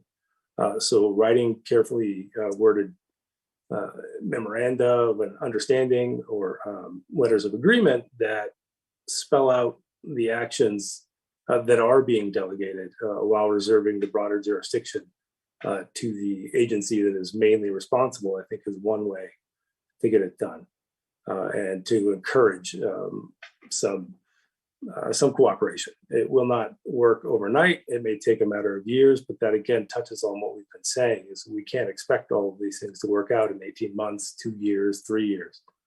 These are culture changes we're talking about. And if you think changing the culture of a society is hard, you should try changing the culture of a bureaucracy. I would argue it's even harder. If I may add it on it, yes. I think it's also very important. Someone also mentioned in the chat box is to provide a more agile cross-agency information change. I think that's kind of the light collaboration can start with. And also, I think very importantly, this enforcement cooperation should focus on people, because I think the champion Kasena has mentioned in the law enforcement agency sectors, like the individual who are willing to work on this kind of international collaboration are important, and we should find a way to support this kind of formal or informal exchange and collaboration, and that the mechanism can be different, depends on the countries we are talking about and the region and the issue. But I think people are very important, and the informal communication is also very important. That's a great point. It really is. And that's something I know we've stressed a lot. Kanita, I'm sorry, I saw your hand up and I didn't call on you, but we're officially out of time. If you've got some closing thoughts to provide, I invite you to have the floor. Sure. I just wanted to add just one example, I guess. We're talking about networking and collaboration. I just want to throw out one idea which is currently taking place in the EU, which is called EU Twix. It's essentially an information exchange platform between government agencies. And I think, although it started out slow, and because fundamentally we're talking about trust between various government agencies across different countries, and obviously that trust has to be built over time, but that trust has been built in the EU, at least within the EU Twix example, where law enforcement agencies from across different agencies within a single country and from across different countries across the EU essentially have come to a common understanding to work together. And I think these examples should be considered, should be explored. ASEAN, obviously, we already have a political platform, and it could be explored further. But that's just one example I wanted to mention out there. Thanks. Yes, thank you, Kanita. It's that's great. I mean, relevant examples that have worked in the actual real world between governments are great things to point out. Excuse me. And Nora, if you have any quick, just closing, maybe 10, 15 seconds observation. Thanks, Mark. Well, for a quick closing, I just want to reiterate that for demand reduction activities to be sustained, we need coordination with law enforcement and policy. This is where advocacy and social mobilization comes in. Because without coordination with law enforcement, without the right policies that will deter consumption or discourage consumption, I think the demand will not be sustainable. I mean, the reduced demand will not be sustainable. That's my last point. And another point I'd just like to raise, I'm not really a law enforcement person, is for us, for example, in demand reduction, agency cooperation is always based on, as in communication principles, what is in it for me? So what is in it for the agency to collaborate? So I think we have to find the right motivation for the agency to sustain that collaboration and to really flourish collaboration. I think that's my lasting comment. Great, thank you, Nora. That's a great capstone to this entire discussion. Excuse me. And again, I think that goes away to a lot of our points that we've been talking about. Collaboration, getting governments to work together, more efficient NGO interreach into the government, finding the right people to work with in given governments, and then giving time, taking some space to realize that changing cultures work is hard work and takes a long time. If, for example, I mean, in the United States example, if you want to look it up, it took a few decades to get from massive consumption to just being a regular demander of wildlife. So if you ever want to look it up, please do. We have made some great strides. So anyway, I just want to thank Lishu and Giovanni and Kanita and Nora for your excellent inputs. As I mentioned, we just went over some things, and I think we have some great lessons to go forward with. I wish we had the time to flesh them all out. I want to thank the participants. Many of you I've met and I've worked with, it's great to see so many friendly faces on this call. So I think for now, thank you again to the panelists. Thank you to the discussants. Thank you to the people who entered questions. I think it led to a great discussion. And at that, I will turn it back over to Veronica. Just unmuting myself there. Thank you very much indeed, Mark. And thank you to all those panelists. What a fascinating discussion that was. And you covered so much ground that I feel like I don't want to go over too much of it, but I do want to summarize a few of those points because they were such useful lessons. It was interesting to hear Giovanni there talking about how he didn't want to come across negative. But I must say, it's really great that you're willing to be, honest about what are things that should not be repeated. And I think that's an important lesson that is not necessarily negative. Peter started off the session by summing up some of the lessons that he's learned, talking about how you need to consult with partners in planning, to plan for adaptive management, to access and leverage the senior-most leadership, optimize and leverage different organizational mandates, capacities and limitations, and also to plan innovations in information technology tools carefully. He pointed out that conservation messages frequently do not resonate with prospective consumers. You need to identify their motivations, that the reach and frequency of reach behavior change doesn't come with a single exposure. That's why reach and frequency of reach are important, is what I mean. And that it's important to monitor closely that you are targeting those you need to reach. It sounds so straightforward, doesn't it? But it is important. And to keep an eye on campaign evaluation. We heard from Nora about the impact of social and behavior change communication, and from the other panelists about how to get ahead of criminal syndicates, how effective stiffer penalties and punishments are as deterrents against those perpetrating crimes against nature, and of course, the impressive innovations in the counter-wildlife trafficking space over the last few years, which are being applied, which are making a difference, and which need to be scaled up. I think I'm going to leave it there, although there were many other important points that were raised. Really appreciative and grateful for all of that was raised by our panelists. Do not forget that you are welcome to join day 2 of our Counter Wildlife Trafficking Partnership Forum tomorrow at 8:30 Bangkok time.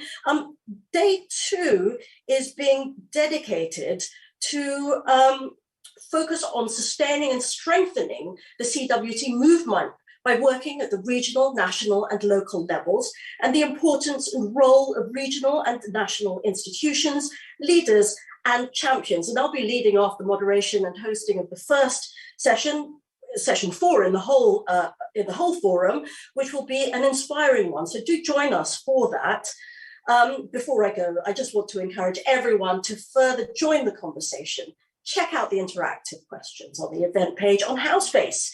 As a registered participant, you should have received an invite link in your email. And if you haven't, do reach out to any of the technical facilitators to learn more about the event page on Houseface. And with that, we thank you very much indeed for a fantastic day of discussions that really got to the meat of what needs to be done to fight against wildlife trafficking. This has been the Counter Wildlife Trafficking Partnership Forum. Take care, see you tomorrow. Thank you.